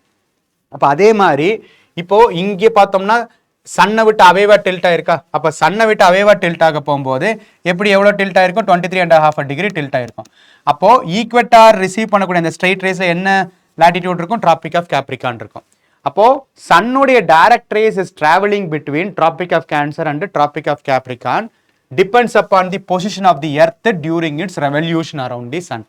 அப்போ எர்த்தோடைய பொசிஷன் அதனோட டில்ட்டிங் அடிப்படையாக வச்சு எலிப்டிக்கல் ஆர்பிட்ல சன்னை சுற்றி வரப்போகும்போது it may experiences differences in receiving capacity of energy across the different latitudes. ஒவ்வொரு லாட்டிடியூட்ஸ்லையும் அது ரிசீவ் பண்ணக்கூடிய எனர்ஜி கெப்பாசிட்டி மாறிக்கிட்டே இருக்கும். அதை பொறுத்து தான் சம்மர் சால்ஸ்டைஸ், வின்டர் சால்ஸ்டைஸ், ஈக்வினாக்ஸ்ன்றதெல்லாம் நம்ம சொல்கிறோம். அதை தான் நம்ம இங்கே தெளிவாக பார்க்க போகிறோம். ஓகேவா? அந்த பர்டிகுலர் நாள், எந்த பர்டிகுலர் நாள் அன்னைக்கு earth is completely tilting towards the சன்னாக இருக்குன்னு கேட்டிங்கன்னா June 21 அல்லது 22. ஓகேவா? ஒரு நார்மல் இயராக இருந்தால் June 21 இருக்கும், லீப் இயராக இருந்தால் June 22 இருக்கும். அப்போ என்ன ஆகும், இந்த direct rays of sunlight is directly falling on the Tropic of Cancer. இப்போ இதில் என்ன தெளிவாக தெரிஞ்சுக்கணும்னா, இப்போ Tropic of Cancer 23.5 degree tilt இருக்கிறதுனால இருக்கு. இதுதானே ரொட்டேட்டிங் ஆக்சிஸ். அப்போ நார்தன் போல தாண்டி இந்த பர்டிகுலர் ரீஜன் இருக்குல்ல, இங்கேயும் டே டைம் இருக்கும். கரெக்டா? இது எவ்வளோ டிகிரி வரைக்கும் அந்த சன்ரைஸ் வந்து டிராவல் ஆயிருக்கும், இங்க 90 டிகிரி. இந்த 90 டிகிரில இருந்து 23.5 டிகிரி கழிச்சோம்னா 66.5 டிகிரியா. இந்த 66.5 டிகிரி மார்க்க சொல்றது தான் ஆர்டிக் சர்க்கிள். அப்போ during summer solstice, that is during the day of June 21, because of the earth is tilting towards the sun, tropic of cancer will experience the maximum amount of intensity energy. அதே சமயத்துல Arctic சர்க்கிளுக்கு மேல இருக்கக்கூடிய ரீஜன்ஸ்ல complete day time இருக்கும். அதே traffic of கேப்ரிகான்ல lower energy இருக்கும். இந்த tropic of Antarctic சர்க்கிள்ல இருந்து towards polar region, southern போல் region வரைக்கும் பார்த்தீங்கன்னா நைட் டைம் இருக்கும். ஓகேவா? ஸோ அப்போ எர்த் வந்து June 21 அப்போ என்னென்ன விஷயத்தை எக்ஸ்பீரியன்ஸ் பண்ணோம்னா, இந்த direct rays of sunlight northern ஹெமிஸ்பியர்ல இருக்கக்கூடிய டிராபிக் ஆஃப் கேன்சர்ல எக்ஸ்பீரியன்ஸ் பண்றதுனால northern hemisphere is experiencing summer. southern hemisphere is experiencing winter. இதை தான் summer solstice. Summer solstice on the northern hemisphere னு சொல்றோம். அது மட்டும் இல்ல, இந்த பர்டிகுலர் ஆர்டிக் சர்க்கிளுக்கு மேல இருக்கக்கூடிய ரீஜன்ஸ்ல regions beyond Arctic circle experiences 24 hours of daytime. ஏனா இந்த tilting nature என்ன பண்ணும்னா 6 மாசத்துக்கு ஜூன்ல இருந்து ஆரம்பிச்சு டிசம்பர் வரைக்கும் இந்த tilting is towards the sun இருந்துகிட்டே இருக்கிறதுனால ஆர்டிக் சர்க்கிளுக்கு மேல 24 hours of daytime இருக்கும். So that sun does not set below the horizon. Does not set below horizon. அதே சமயத்துல Antarctic ரீஜன்ஸ்ல 24 hours of night time இருக்கும். புரிஞ்சுக்க முடியுதா? So இது மட்டும் இல்ல, இந்த northern hemisphere is experiencing longer day and shorter nights. இந்த longest day ஜூன் 21st இருக்கிறதுனால தான் that day is considered as International Yoga Day. ஏன்னா ஜூன் 21 இன்டர்நேஷனல் யோகா டேவா யூஎன் அனௌன்ஸ் பண்றதுக்கு காரணமே யார்? இந்தியா தான். ஏன்னா இந்தியாவுக்கு மேல டிராபிக் ஆஃப் கேன்சர் பாஸ் ஆகுறதுனால. ஓகேவா? ஸோ அப்போ அதே விஷயம் டிசம்பர் அன்னைக்கு, டிசம்பர் 21 அன்னைக்கு என்ன ஆகும்? இந்த direct rays will be falling on traffic of Capricorn. அப்போ டிராபிக் ஆஃப் கேப்ரிகான்ல ஃபால் ஆக போகும்போது இங்கே வந்து சம்மர் சால்ஸ்டைஸ் இருக்கும். இந்த பர்டிகுலர் ரீஜன் அண்டார்டிக் சர்க்கிளுக்கு மேல டே டைம் இருக்கும். இங்க ஆர்டிக் சர்க்கிளுக்கு மேல நைட் டைம் இருக்கும். Southern hemisphere is experiencing summer and longer days. Northern hemisphere is experiencing winter and shorter nights.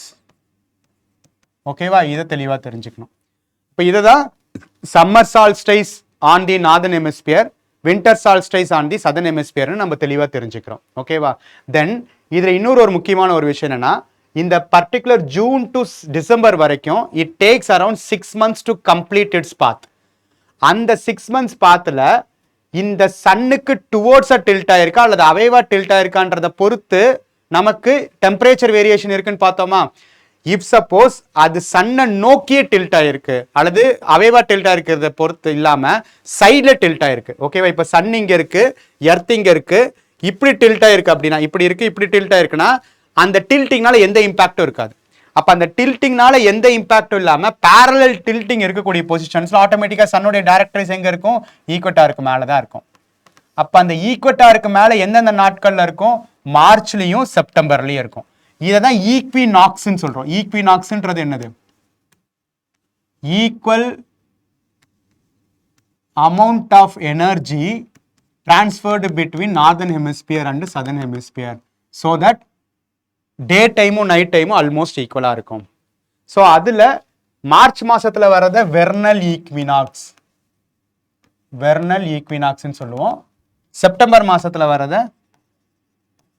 ஆட்டம்னல் equinox. ஓகேவா? ஸோ அப்போ வெர்னல் ஈக்வினாக்ஸ் அப்பவும் ஆட்டம்னல் ஈக்வினாக்ஸ் அப்பவும் நார்தர்ன் ஹெமிஸ்பியர்லையும் சதர்ன் ஹெமிஸ்பியர்லையும் ஈக்குவல் அமௌண்ட் ஆஃப் எனர்ஜி பிரியறதுனால அது spring season and autumn season சொல்லுவோமே தவிர சம்மர் அண்ட் விண்டரா கன்சிடர் பண்ணிக்க மாட்டோம். ஸோ அப்போ இப்படி எர்த்தோடைய ஸ்பெரிக்கல் நேச்சர், ஓகேவா, அதனுடைய revolving around the elliptical orbit, then tilting by 23.5 degree makes it to experience different amounts of energy during different time periods across the different latitudes. இதை பொறுத்து தான் summer solstice in northern hemisphere, winter solstice in southern hemisphere, டே டைமும் night டைமும் sunlight beyond the Arctic circle எவ்வளோ நேரம் இருக்கும், sunlight beyond the Antarctic circles எவ்வளோ நேரம் இருக்கும், எந்த காலம் வரைக்கும் இருக்குன்றது எல்லாத்தையுமே டிட்டர்மைன் பண்ணுறது. ஓகேவா? ஸோ அப்போ இதில் நம்ம என்ன பார்த்தோம்? Day time and night time vary ஆகுதுன்னு பார்த்தோமா. இந்த பர்டிகுலர் ஹாரிசானை நம்ம வந்து எக்ஸாம்பிள் எடுத்துக்கிட்டோம்னா டியூரிங் தி சம்மர் அப்போ அப்ராக்சிமேட்டா இப்போ ஈக்வினாக்ஸ் டைம் எடுத்துக்கிறோம். ஈக்வினாக்ஸ் டைம்ன்றது என்னது? Equal amount of energy is distributed between northern hemisphere and southern hemisphere. அப்போ அப்ராக்சிமேட்டா ஒரு 6 AM வந்து சன்செட் ஆனிச்சுன்னா 6 PM வந்து சன்ரைஸ் ஆனிச்சுன்னா இங்க 6 PM வந்து சன்செட் ஆகும். அப்போ அப்ராக்சிமேட்லி ஈக்குவல் 12 ஹவர்ஸ் ஆஃப் டேவும் 12 ஹவர்ஸ் ஆஃப் நைட்டும் இருக்கும். கரெக்டா? பட் சம்மர் சால்ஸ்டைஸ் அப்போ டியூரிங் தி சம்மர் அப்போ என்ன நடக்கும்? ஏர்லி சன்ரைஸ் இருக்கும். இங்கே 5 AM சன்ரைஸ் ஆயிடும். ஆனா சன்செட் ஆகிறது 7 PM தான் சன்செட் ஆகும். அப்போ 14 ஹவர்ஸ் ஆஃப் டேவும் 10 ஹவர்ஸ் ஆஃப் நைட் டைமும் இருக்கும் during the summer. Longer day and shorter night. அதே வந்து வின்டர் அப்ப பார்த்தோம்னா 7 AM தான் நமக்கு சன்ரைஸே ஆகும். பட் 5 PM நமக்கு சன்செட் ஆயிடும். அப்போ லாங்கர் நைட்ஸ் 14 ஹவர்ஸ் வின்டர் அப்ப பார்த்தோம்னா 14 ஹவர்ஸ் நைட்டும் 10 ஹவர்ஸ் வந்து டேவும் இருக்க வாய்ப்புகள் இருக்கு. ஸோ அப்போ இதை பொறுத்து தான் சன்னோடைய ரேஸ் நமக்கு எர்த்தோடைய லாட்டிடியூடினல் பொசிஷன்ல டிராவல் ஆகிறது வேரி ஆகிக்கிட்டே இருக்கும். So during the month of December 21st அன்னைக்கு சன்னுடைய direct rays will be falling on traffic of Capricorn. அதே டிராவல் ஆகி போகும்போது நமக்கு வந்து டியூரிங் தி மந்த் ஆஃப் மார்ச்ல again it falling on the equator which results in equinoxes. Then June 21st அப்போ summer solstice in the northern hemisphere. Then again coming back to September equinox position. Then finally on the December 21 or 22 summer solstice on the southern hemisphere. So northern hemisphere summer solstice na southern hemisphere winter solstice. Southern hemisphere winter solstice na northern hemisphere summer solstice. இப்படி மாறி மாறி வரும். அப்போ இதுல இருந்து நமக்கு என்ன தெரியுது? எர்த்தோடைய ஷேப்பு, எர்த்தோடைய tilting nature, then earth receive பண்ணக்கூடிய சன்னோடைய எனர்ஜி வேரி ஆகிறத அடிப்படையாக வச்சு seasonal variations will be there across the latitudes, day time and night time variations will be there. அதே சமயத்தில் ஆர்டிக் ரீஜன் அண்ட் அண்டார்டிக் ரீஜன்ஸில் 24 ஹவர்ஸ் ஆஃப் டே டைமை experience பண்ணுறது எந்த பர்டிகுலர் டைமில், 24 hours of night time experience பண்ணுறது எந்த particular டைமில், எவ்வளோ லாங்கர் பீரியடில், இது எல்லாத்துக்குமே அடிப்படை இதுதான். அப்போ இந்த பேசிக் நேச்சர்ஸ் அடிப்படையாக வச்சு தான் யூபிஎஸ்சி இது வரைக்கும் கேள்விகளை கேட்டிருந்தாங்களா. Now with this basic understanding we can go back to the questions. ஓகேவா? இப்போ கொஸ்டின்ஸுக்கு பார்ப்போம். இப்போ நம்ம ஏற்கனவே பார்த்த கொஸ்டின்ஸ் எல்லாத்தையுமே ஒரு தடவை இந்த பர்டிகுலர் பாயிண்ட் அடிப்படையை வச்சு டிஸ்கஸ் பண்ணுவோம். ரைட். இப்போ இந்த ஃபர்ஸ்ட் கேள்வி பார்ப்போம். Variations in the length of day time and night time from season to season. Variation in day time and night time from season to season அப்படின்னு கேட்டிருக்காங்க. அதில் ஃபர்ஸ்ட் பாயிண்ட் சொன்ன earth's rotation on its axis. Rotation on its ஆக்சிஸ்னால day and night variation இருக்கும். ஆனால் day time and night டைமோட வேரியேஷன்ஸ்க்கு rotation மட்டுமே பத்தாது. ரெண்டாவது ஆப்ஷன் என்ன கொடுத்திருக்காங்க? the earth's revolution round the sun in an elliptical manner. Yes, revolution is one of the major reason for variation in the daytime and night time. But எப்பயுமே ABCD options கொடுக்க போகும்போது நமக்கு ஒரு மாடரேட்டான அல்லது பார்ஷியலி கரெக்டாக இருக்கக்கூடிய ஒரு ஆப்ஷனை ஏலியோ அல்லது பிலியோ வச்சிருவாங்க. ஆனால் நம்ம ஏபிசிடி நாளையும் பார்த்து அதை விட இருக்கிறதுலே பெஸ்ட் சாய்ஸ் எதுவோ அதை தான் சூஸ் பண்ணணும். அப்போ பி தப்பு கிடையாது, பட் பியை தாண்டி சி அண்ட் டி பார்க்கணும். சீல என்ன சொல்லியிருக்கு? latitudinal position of the place. Yes, latitudinal position of the place is also decides daytime and nighttime variation. நம்ம அதை தானே பார்த்தோம். டிராபிக் ஆஃப் கேன்சரா டிராபிக் ஆஃப் கேப்ரிகானா சன்ரைஸை பொறுத்து. எர்த்தோடைய ரெவல்யூஷனும் முக்கியமான ரீசன். எர்த்தோட ரெவல்யூஷனால தான் நமக்கு latitudinal positionல day time and night time variations இருக்கு. பட் நாலாவது ஆப்ஷனை பாருங்க, ரெவல்யூஷனும் சொல்லியிருக்காங்க. Revolution of the earth on its tilted axis. அப்போ இந்த 4 ஆப்ஷன்ஸை பார்க்க போகும்போது மோஸ்ட் அப்ராப்ரியேட் அண்ட் பெஸ்ட் ஆப்ஷனாக இருக்கிறது வந்து பார்த்தோம்னா ரெவல்யூஷன் சொல்ல போகும்போதே அது அக்ராஸ் தி லாட்டிடியூட்ஸையும் சொல்லிடும். அக்ராஸ் தி லாட்டிடியூட்ல வேரியேஷன்ஸ் இருக்கிறதுக்கான அடிப்படை ரீசன்ஸ் என்னது? டில்டிங். அந்த டில்டிங்கை பற்றி பேசுகிற ஒரே ஆப்ஷன் இதுதான். அப்போ இருக்கிறதுலே பெஸ்ட் ஆப்ஷன் என்னது? Option D. இப்போ இந்த கொஸ்டின் பார்ப்போம். On 21st June, on 21st June என்ன பார்த்தோம்? Summer solstice in the northern hemisphere பார்த்தோமா? On 21st June the sun does not set below the horizon at the Arctic Circle. 21st June னா northern ஹெமிஸ்பியர்ல சம்மர்னு பார்த்தோம். கரெக்டா? Northern ஹெமிஸ்பியர்ல சம்மர்னா Arctic சர்க்கிள்க்கு மேல 24 ஹவர்ஸுமே டே டைமாக இருக்கும். அப்போ அந்த 24 ஹவர்ஸும் டே டைமாக இருக்கிறதுனால தான் ஹாரிசானுக்கு கீழே இட் டஸ் நாட் செட். ஓகேவா? அப்போ ஃபர்ஸ்ட் ஆப்ஷனே does not set below the horizon at the arctic சர்க்கிள்ன்றது தான் 21 ஜூன் அன்னைக்கு இருக்கக்கூடிய பெஸ்ட் ஆன்சர். மீதி மூணையும் தப்பான்றதை வெரிஃபை பண்ணிக்கலாம். Does not set below the horizon at the antarctic circle, இந்த ஆப்ஷன் வந்து எதுக்கு கரெக்ட்? ஆன் தி December 22 கேட்டிருந்தாங்கன்னா இந்த option correct. Shines vertically overhead at noon at the equator. Equator பொசிஷன்ன்றது ஈக்வினாக்ஸோட சம்பந்தப்பட்டது. ஈக்வினாக்ஸ்ன்றது நமக்கு மார்ச் மாசத்துலயும் தென் வந்து செப்டம்பர் மாசத்துலயும் வராது. ஆனா கேட்டிருக்கிறது ஜூன் 21. அப்போ தேர்ட் ஆப்ஷனும் வராது. Shines vertically over the Tropic of Capricorn சொல்லியிருக்காங்க. டிராபிக் ஆஃப் கேப்ரிகான் கிடையாது, டிராபிக் ஆஃப் கேன்சர். கரெக்டா? ஜூன் 21 அன்னைக்கு. அப்போ அந்த பர்டிகுலர் 21 அன்னைக்கு கொடுக்கப்பட்டிருக்கிறதுல எது பெஸ்ட் ஆப்ஷன்னா ஆப்ஷன் ஏ. அதே கொஸ்டினை திரும்ப in the northern hemisphere the longest day of the year normally occurs in. போன கொஸ்டினோடைய எக்ஸ்டெண்டட் ஃபார்ம் தான். எங்க 21 ஜூன் பார்த்தோமா? 21 ஜூன்னா கொடுக்கப்பட்டிருக்கக்கூடிய ஆப்ஷன் என்னது? First of the month of ஜூனா? கிடையாது. Second of the month of ஜூனா? எஸ், இதுதான் 21 June. First of the July கணக்கே கிடையாது. இது ரெண்டு ஆப்ஷனும் கணக்கே கிடையாது. அப்போ இந்த கொஸ்டின் அந்த கொஸ்டினோட எக்ஸ்டெண்டடா 2022 அகைன் திரும்ப கேட்டிருக்காங்க. தென் திரும்ப இந்த கொஸ்டினை பாருங்க, 2024 அதே கேள்வி கேட்டிருக்காங்க. On June 21 every year which of the following latitudes experience a sunlight of more than 12 hours? 12 ஹவர்ஸுக்கு மேல எந்தெந்த லாட்டிடியூட்ல ஜூன் 21 அன்னைக்கு சன்லைட்டை வந்து எக்ஸ்பீரியன்ஸ் பண்ணுவாங்கன்னு கேட்டிருக்காங்க. ஈக்வேட்டார் வருமா? ஈக்வேட்டார் கண்டிப்பா வராது. ரைட்டா? Tropic of Cancer, tropic of கேன்சர்ல கண்டிப்பா வரும். டிராபிக் ஆஃப் கேப்ரிகான்ல அப்போ வின்டர், அப்போ டிராபிக் ஆஃப் கேப்ரிகானும் வராது. ஆர்டிக் சர்க்கிள் தான் இப்பதான் பார்த்தோம். ஆர்டிக் சர்க்கிள்ல தான் 24 ஹவர்ஸ் ஆஃப் டே டைம் சொல்லியிருக்கோம். அப்போ 12 ஹவர்ஸுக்கு மேலன்னா 24 ஹவர்ஸுமே இருக்கு. அப்போ ஆப்வியஸ்லி எந்தெந்த ஆப்ஷன்ஸ்? Option 2 and 4. எந்த ஆப்ஷன்? Option D. 2 and 4 இருக்கக்கூடிய ஆப்ஷன் டி தான் இதுக்கு ஆன்சர். ரைட்டா? தென் CAPF 2024 திரும்ப அதே கொஸ்டின் என்ன கேட்டிருக்காங்க? which one of the following statements about the solstices an event that occurs when sun appears to reach the most northerly தான் என்னது?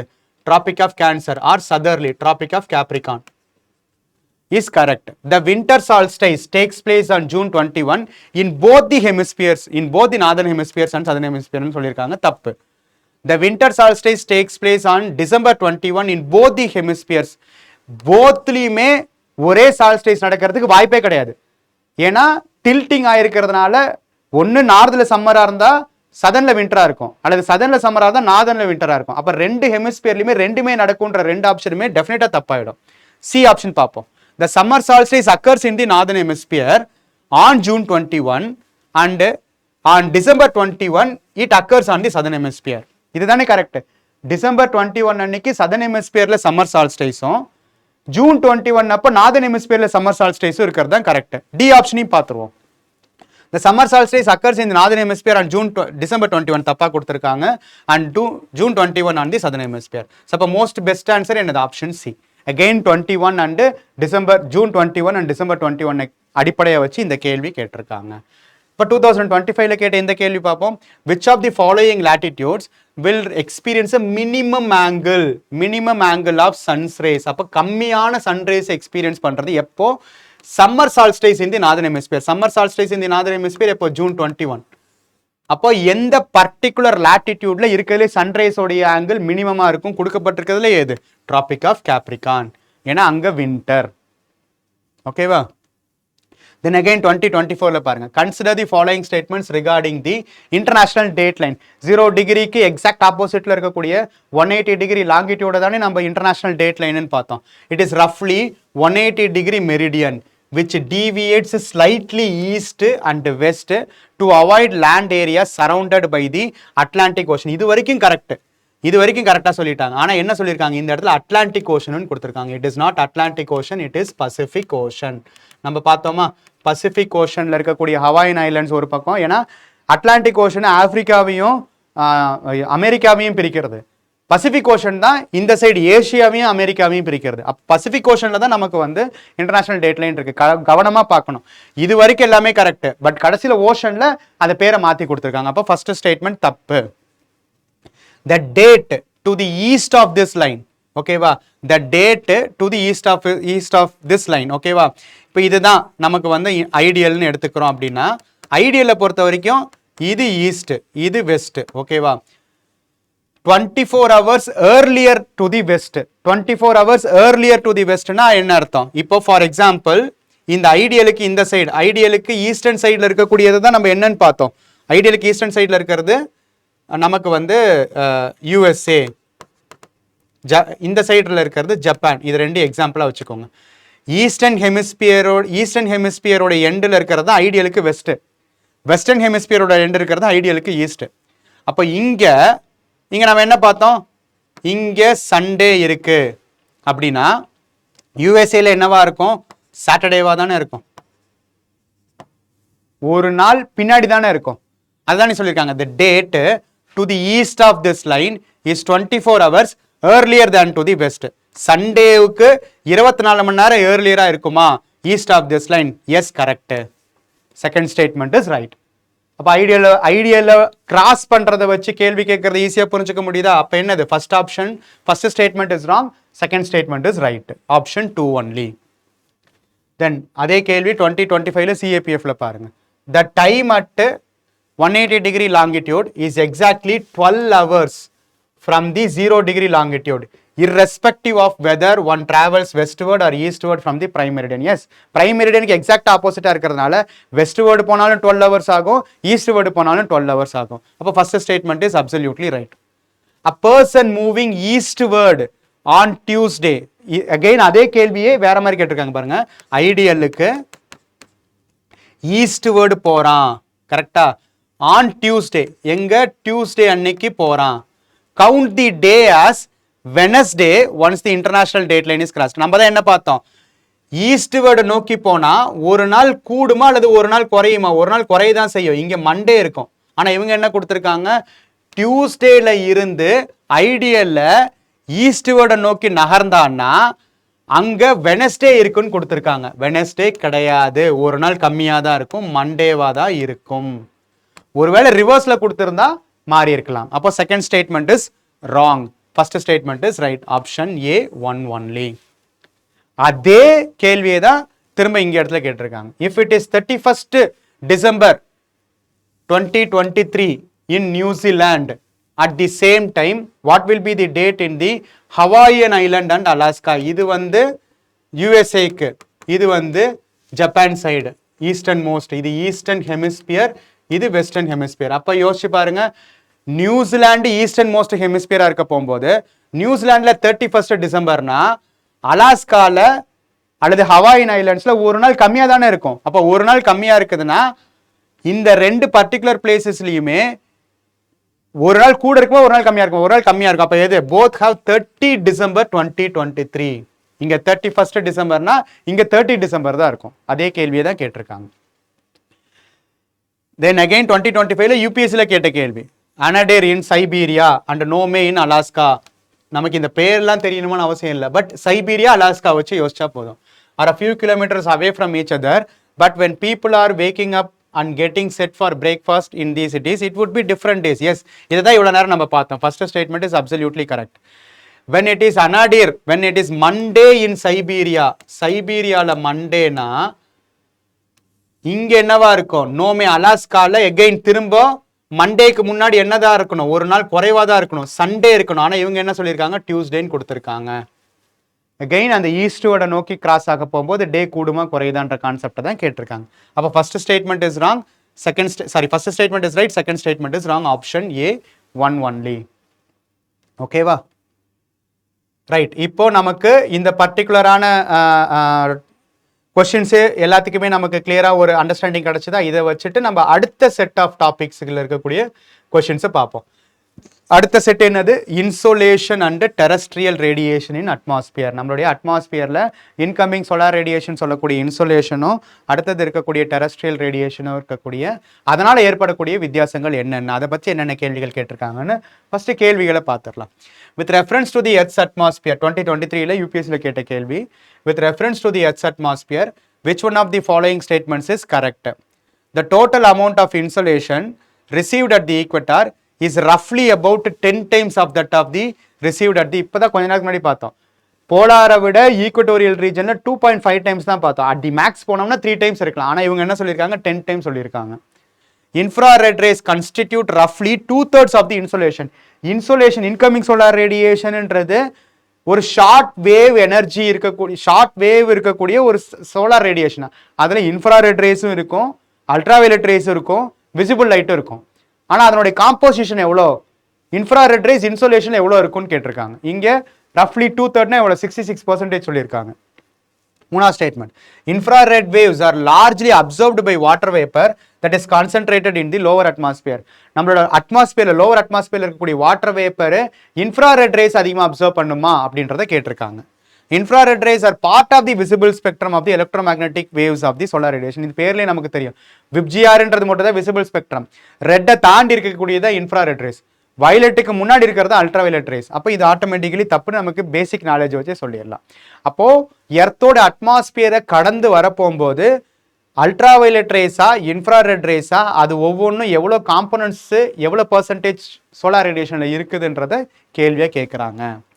திரும்ப 2024 அதே கேள்வி வேற விதமாக கேட்டிருக்காங்க பாருங்க. The atmosphere is heated more by the incoming solar radiation than by the terrestrial radiation. நம்மளோட அட்மாஸ்பியரை ஹீட் பண்ணுறது இன்கமிங் சோலார் ரேடியேஷனா அல்லது டெரஸ்ட்ரியல் ரேடியேஷனா, நம்முடைய எர்த்திலிருந்து ரீரேடியேட் ஆகக்கூடிய டெரஸ்ட்ரியல் ரேடியேஷனா.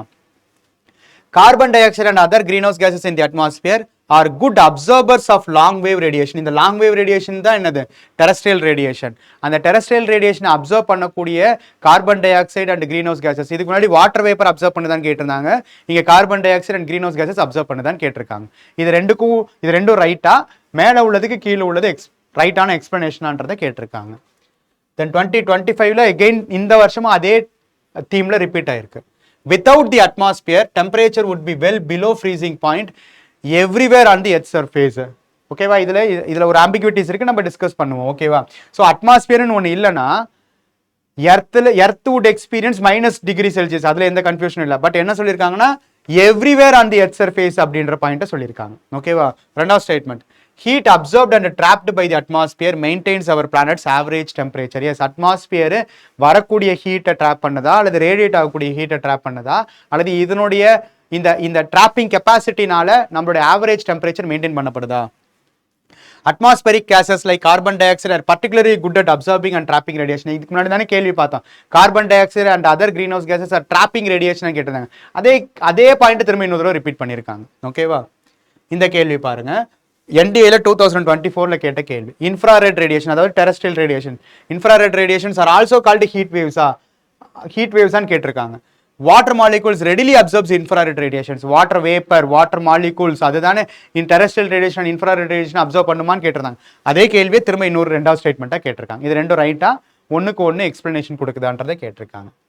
தென் அகைன் 2012ல இந்த கேள்வி கேட்டிருக்காங்க பாருங்க.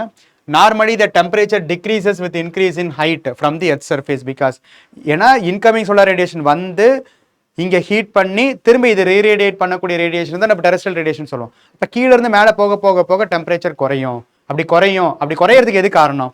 The atmosphere can be heated upwards only from the earth surface. அட்மாஸ்பியரை ஹீட் பண்ணுறது இந்த பர்டிகுலர் ரீசன்ஸுக்கு ஃபர்ஸ்ட் ஸ்டேட்மெண்ட் கரெக்டா? ஏன்னா அட்மாஸ்பியரை ஹீட் பண்ணுறது இன்கமிங் ரேடியேஷனா அல்லது கீழே இருக்கக்கூடிய டெரஸ்ட்ரியல் ரேடியேஷனா அப்படின்றத கேட்டிருக்காங்க. There is more moisture in the upper atmosphere. Appar அட்மாஸ்பியர்ல அதிகமான மாய்ஸ்சர் கண்டென்ட் இருக்கான்னு முதல்ல தெரியணும். அது இருந்துச்சுன்னா அப்படி இருக்கிறதா ஹீட்டிங் கெப்பாசிட்டிக்கான ரீசனான்றதை சொல்லணும். The air is less dense in the upper atmosphere. Density of the air upper atmosphere lower அட்மாஸ்பியர்ல இருக்கக்கூடிய பேசிக் நேச்சர் தெரிஞ்சாதான் நம்ம இந்த கேள்விக்கு பதில் சொல்ல முடியும். அப்போ 3 டிஃப்ரெண்டான சினாரியோஸை கொடுத்துட்டு இந்த 3ல எதெல்லாம் மேலே போக போக நம்மளுக்கு டெம்பரேச்சர் குறையறதுக்கு காரணமா இருக்குதுன்னு கேட்டிருக்காங்க. ஓகேவா, again the role played by atmosphere and the components of atmosphere in determining the temperature at different altitudinal level. திரும்ப 2024ல அதே கேள்வி எப்படி கேட்டிருக்காங்க பாருங்க. thickness of the troposphere, நம்மளோட லேயர்ஸ் ஆஃப் அட்மாஸ்பியர்ல இருக்கக்கூடிய லோவர் மோஸ்ட் லேயர் தான் troposphere. troposphere thickness, அதாவது அதனோட height at the equator is much greater as compared to the poles. troposphere உடைய ஹைட் வேரி ஆகும். அந்த வேரி ஆகிறது ஈக்குவட்டர்ல அதிகமாகவும் போலார்ல கம்மியாகவும் இருக்கா அப்படின்னு கேட்டிருக்காங்க. அப்போ அந்த வேரி ஆகிறதுக்கு காரணம் ஏதாவது ஒன்று இருக்கணும்ல. At the equator heat is transported to the great heights by strong convectional currents. இப்போ தான் நம்ம பார்த்தோம், இன்சோலேஷனுடைய எனர்ஜி அதிகமாக ரிசீவ் பண்ணக்கூடிய இடம் இது ஈக்குவட்டார். அப்போ அதிகமான ஹீட்டை ரிசீவ் பண்ண போகும்போது அதை திரும்ப ரீரேடியேட் பண்ணும்ல, அந்த ரீரேடியேட் பண்ணுறதுனால ட்ரோபோஸ்பியரோட ஹைட் கூடுதா அப்படின்றத கேட்டிருக்காங்க. ஓகேவா? அப்படி இருக்கா, அப்படி இருக்கிறதா தான் இதுதான் அதுக்கான எக்ஸ்பிளனேஷன் அப்படின்றத கேட்டிருக்காங்க. ஸோ திக்னஸ் ஆஃப் தி ட்ரோபோஸ்பியரையும் energy receiving capacity of the எர்த்தையும் ஈக்வட்டாரும் போல்ஸையும் வச்சு கேட்டிருக்காங்க. திரும்ப எகைன் கம்பைன்டு ஜியோ சயின்டிஸ்ட் எக்ஸாம்ஸ்ல 2024ல இதே கேள்வி கேட்டிருக்காங்க பாருங்க. In which sphere of the atmosphere is harmful ultraviolet radiation from the earth is absorbed. வரக்கூடிய இன்கமிங் சோலார் ரேடியேஷன்ல அல்ட்ராவயலட் ரேடியேஷன் ஒரு முக்கியமான பங்கு இருக்கு. அதுலயுமே 3 விதமான ரேடியேஷன்ஸ் இருக்கு, ஏபிசி. அதுல இருக்கலே ஹார்ம்ஃபுல் ரேடியேஷனை நம்மளோட அட்மாஸ்பியர் இருக்கக்கூடிய ஒரு லேயரு மேக்ஸிமம் அப்சர்வ் பண்ணி தடுத்து நிறுத்துறோம். அது எந்த லேயரு? மீசோஸ்பியரா, தெர்மோஸ்பியரா, ட்ரோபோஸ்பியரா, ஸ்ட்ராட்டோஸ்பியரான்றதை கேட்டிருக்காங்க. Then again combined geo scientist எக்ஸாம்ல 2025ல கேட்டிருக்காங்க பாருங்க. In which among the following atmospheric layers the temperature increases with height. நம்ம ஜென்ரலா என்ன பார்த்தோம், டெம்பரேச்சர் மேலே போக போக டிக்ரீசஸ் ஆகிட்டு இருக்கும். அந்த டெம்பரேச்சர் டிக்ரீஸ் ஆகிறதுக்கு காரணம் என்னன்னு ஒரு கேள்வி கேட்டிருந்தாங்க. ஆனால் இங்கே என்ன சொல்றாங்க, சில பர்டிகுலர் லேயர்ல temperature increases with increasing height. அது எந்தெந்த லேயர், எந்தெந்த லேயர் ஆஃப் அவர் அட்மாஸ்பியர் அப்படின்னா அந்த லேயர்ல டெம்பரேச்சர் ஆல்டர்னேட்டிவா ஹைட் இன்க்ரீஸ் ஆக போகும்போது இன்க்ரீஸ் ஆகுதுன்னு அதுக்கு என்னென்ன ரீசன்ஸ்ன்றதை நம்ம தெரிஞ்சுக்கணும். ஓகேவா? NDA 2025ல கேட்ட இந்த கேள்வி பார்ப்போம். Consider the following statements with reference to structure of the earth's atmosphere. நம்மளுடைய எர்த்தோட அட்மாஸ்பியரோட ஸ்ட்ரக்சர் வச்சு கேட்குறாங்க. UPSC கேட்டிருந்தாங்களா, thickness of the troposphere. Thickness of the troposphere is greatest at the equator. The air temperature of the tropopause is highest above the thickness of the troposphere. ஈக்வட்டாருக்கும் போல்ஸும் compare பண்ணி கேட்டது மாதிரியே ட்ரோபோபாஸ்ன்றது ட்ரோபோஸ்பியருக்கும் ஸ்ட்ராட்டோஸ்பியருக்கும் பவுண்டரியா இருக்கிறதா tropopause, boundary of the troposphere. அது அந்த இடத்துல அந்த ஹைட்டில் டெம்பரேச்சர் மெஷர் பண்ண போகும்போது போலார் ரீஜனில் தான் ஹையஸ்டாக இருக்குமான்னு கேட்டிருக்காங்க. அது ரைட்டா தப்பான்னு பார்ப்போம். அதே மாதிரி temperature decreases with increasing altitude பார்த்தோமா, அந்த எவ்வளோ டிகிரி எவ்வளோ மீட்டருக்கு டிக்ரீஸ் ஆகும் அப்படின்றத கேள்வியை கேட்டிருக்காங்க. The temperature in the troposphere decreases at the rate of 1 degree Fahrenheit for every 165 meters of ஹைட்டான்னு கேட்டிருக்காங்க. ஓகேவா? அப்போ வித்தின் தி லேயருக்குள்ளாரியே அந்த temperature variations with respect to altitudinal variations எந்த ரேஞ்ச் அடிப்படையாக வச்சு இருக்கு அப்படின்றது கேள்விகளாக வருது. Then combined geo scientist exam 2024ல என்ன கேள்வி கேட்டிருக்காங்கன்னு பார்ப்போம். Consider the following combinations of lapse rate. அந்த லாப்ஸ் ரேட்ன்றது என்னது, decreasing in temperature with increasing altitude தான் லாப்ஸ் ரேட்னு சொல்லுவோம். ட்ரோபோஸ்பியர்ல நெகட்டிவ் லாப்ஸ் ரேட்டா, ஸ்ட்ராட்டோஸ்பியர்ல நெகட்டிவ் லாப்ஸ் ரேட்டா, மீசோஸ்பியர்ல நெகட்டிவ் லாப்ஸ் ரேட்டா, தெர்மோஸ்பியர்ல பாசிட்டிவ் லாப்ஸ் ரேட்டான்னு கேட்டிருக்காங்க. அப்ப லாப்ஸ் ரேட்ன்றதே ஒரு டிக்ரீசிங் விஷயம். அப்ப பாசிட்டிவ் லாப்ஸ் ரேட்னா இன்னும் ஃபர்தரா டிக்ரீஸ் ஆகுறது, நெகட்டிவ் லாப்ஸ் ரேட்ஸ்னா ஆப்போசிட்டா இன்க்ரீஸ் ஆகுறது. ஓகேவா? So temperature increases with increasing altitude எந்த லேயர்னு கேட்டதையே வேற விதமா பாசிட்டிவ் லாப்ஸ் ரேட்டா நெகட்டிவ் லாப்ஸ் ரேட்டான்னு வச்சு மேட்ச் த ஃபாலோயிங்ல கேட்டிருக்காங்க. இதையும் டிஸ்கஸ் பண்ணுவோம். தென் CDS 2025ல which of the following statements with reference to surface inversion. இன்வர்ஷனை தான் நம்ம வந்து நெகட்டிவ் லாப்ஸ் ரேட்டை தான் இன்வர்ஷன் சொல்லுவோம். Temperature inversion, temperature has to decrease with increasing altitude, but temperature increases with increasing ஆல்டிடியூட்ன்றது டெம்பரேச்சர் இன்வர்ஷன். அந்த temperature இன்வர்ஷன்லேயே surface லெவலில் நடக்கக்கூடிய இன்வர்ஷன் தான் சர்ஃபேஸ் இன்வர்ஷன் சொல்லுவோம். அப்போ it causes instability in the lower layers of the atmosphere. Temperature இன்வர்ஷன்ற concept இன்ஸ்டெபிலிட்டியா அல்லது ஸ்டேபிள் அட்மாஸ்பியரை கொடுக்குமா அப்படின்றது நமக்கு தெரியணும்.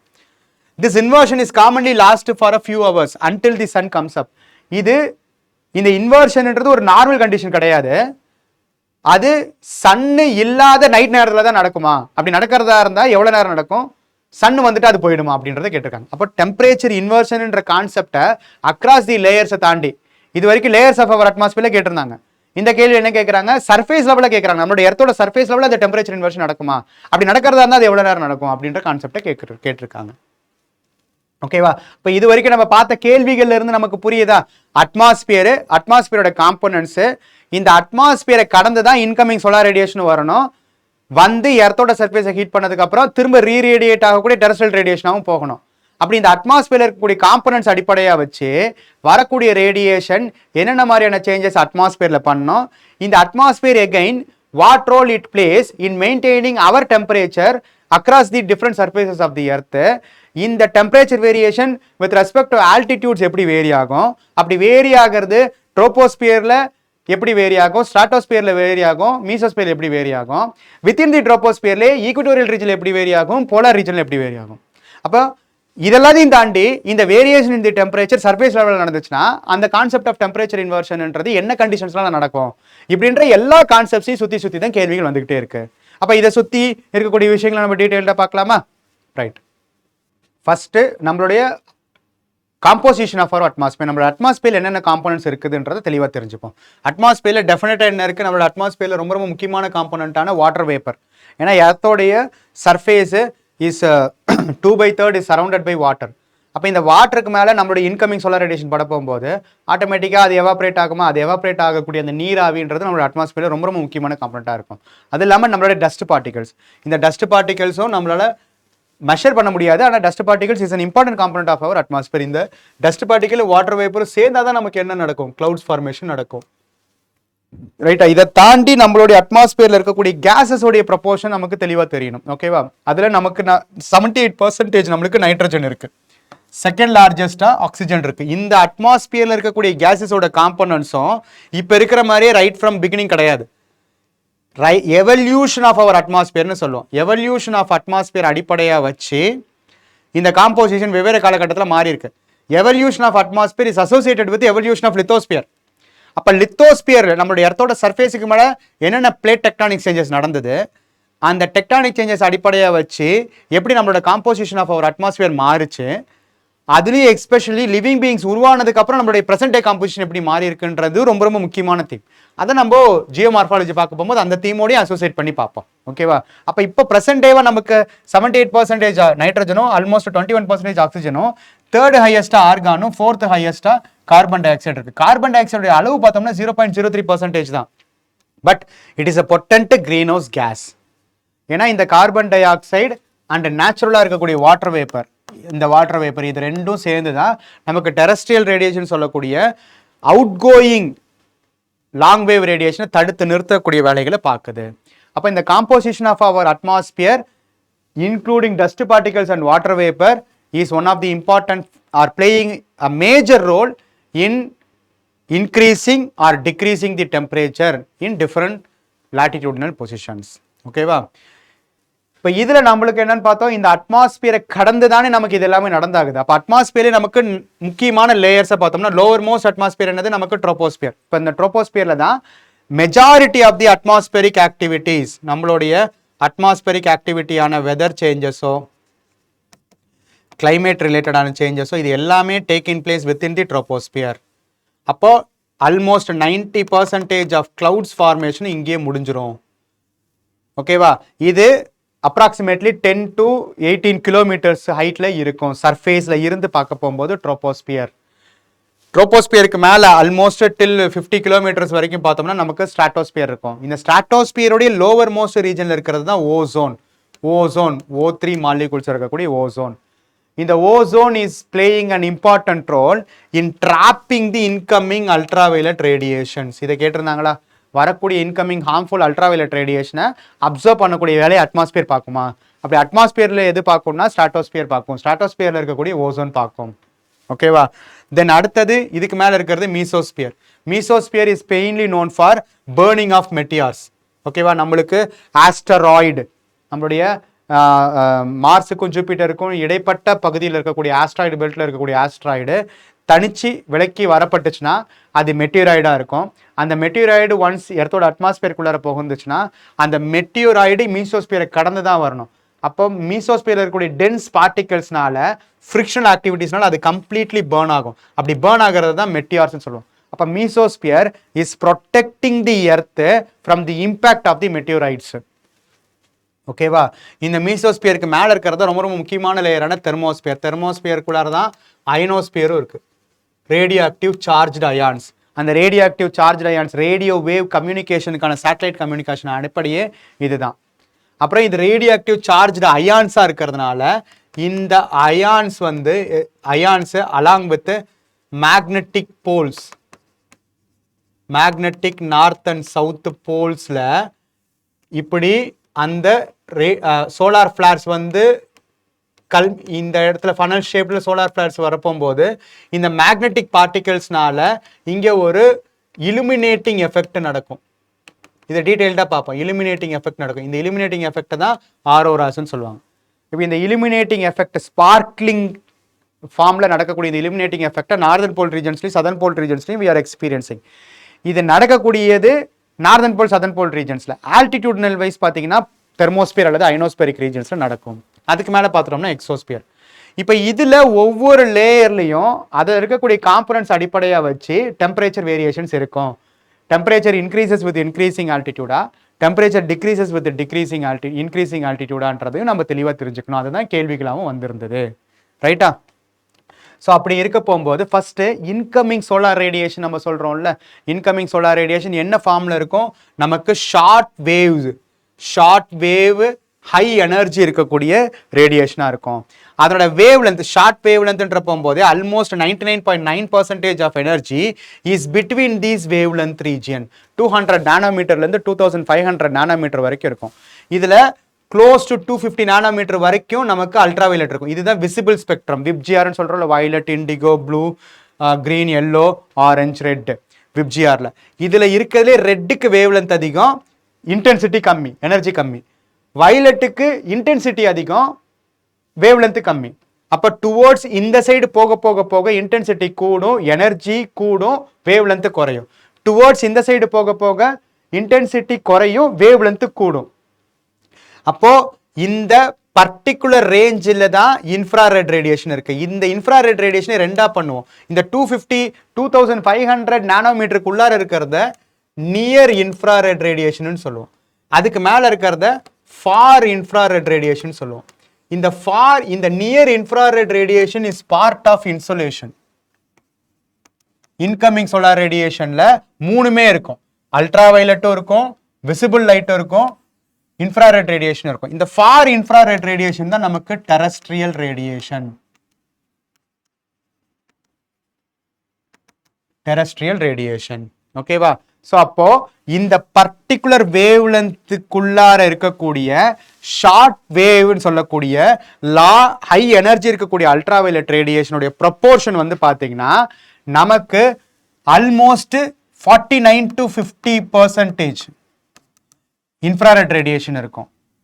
40 to 45% விசிபிள் லைட் இருக்கும். 5 to 7% அல்ட்ரா வயலட் இருக்கும். ஸோ அல்ட்ரா வயலட்டோடைய ப்ரொப்போர்ஷன் வித்தின் தி இன்சோலேஷன் கம்மியா இருந்தாலும் it has high intensity. Infrared radiation almost 50% இருந்தாலும் இதோட இன்டென்சிட்டி ரொம்ப குறைவு. யூபிஎஸ்சியில் என்ன கேள்வி கேட்டிருந்தாங்கன்னு பார்த்தோம். இன்ஃப்ராரெட் ரேடியேஷன் ரஃப்லி ஹாஸ் 2/3 ஆஃப் தி இன்சோலேஷன் கேட்டிருந்தாங்க. 2/3 கிடையாது, 1/2 தான். 50%க்கு நியராக தான் இருக்கும். ஓகேவா? இப்போ இந்த என்டையர் இன்சோலேஷனுடைய எனர்ஜி கெப்பாசிட்டி ஆல்டிடியூடை பொறுத்து மாறும். சி லெவலில் வரப்போகும்போது அப்ராக்சிமேட்டாக 1000 வாட்ஸ் பெர் மீட்டர் ஸ்கொயர் மீட்டருக்கு இருக்கும். அப்போ இந்த பேசிக் நேச்சரை தெரிஞ்சுக்கணும். இன்கமிங் சோலார் ரேடியேஷன் இன்சோலேஷன்ன்றது அல்ட்ராவயலட் ரேடியேஷனும் இருக்கும், இன்ஃப்ராரெட் ரேடியேஷனும் இருக்கும், விசிபிள் லைட்டும் இருக்கும். அந்த விசிபிள் லைட்டை தான் நமக்கு வெளிச்சம் தரது. ஓகேவா? அதில் அல்ட்ராவயலட் ரேடியேஷனோட ப்ரொப்போர்ஷன் கம்மி, ஆனால் இன்டென்சிட்டி அதிகம். இன்ஃப்ராரெட் ரேடியேஷன் கம்பேரிட்டிவ்லி ப்ரொப்போர்ஷன் அதிகம், ஆனால் இன்டென்சிட்டி குறைவு. இன்சோலேஷனில் வரக்கூடிய இன்ஃப்ராரெட் ரேடியேஷனை நியர் இன்ஃப்ராரெட் ரேடியேஷன் சொல்லுவோம். வந்து ஹீட் அப்சர்வ் பண்ணி லேண்ட்ல இருந்து வெளியில போகக்கூடிய டெரஸ்ட்ரியல் ரேடியேஷனும் இன்ஃப்ராரெட் ரேடியேஷன் தான். அதை for infrared radiation, long wave infrared radiation சொல்லுவோம்.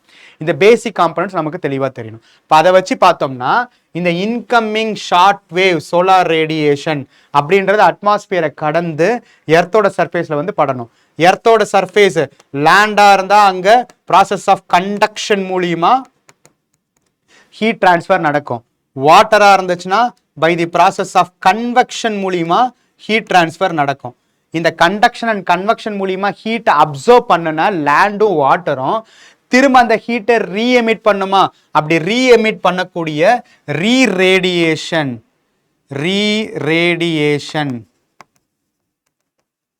ரீரேடியேஷனை தான் நம்ம அவுட் கோயிங் டெரஸ்ட்ரியல் ரேடியேஷன் சொல்லுவோம்.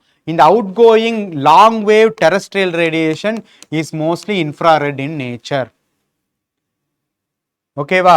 ஸோ அப்போ வரக்கூடிய இன்கமிங் சோலார் ரேடியேஷனை விட வெளியில போகக்கூடிய அவுட் கோயிங் டெரஸ்ட்ரியல் ரேடியேஷனோட இன்டென்சிட்டியும் குறைவா இருக்கும்.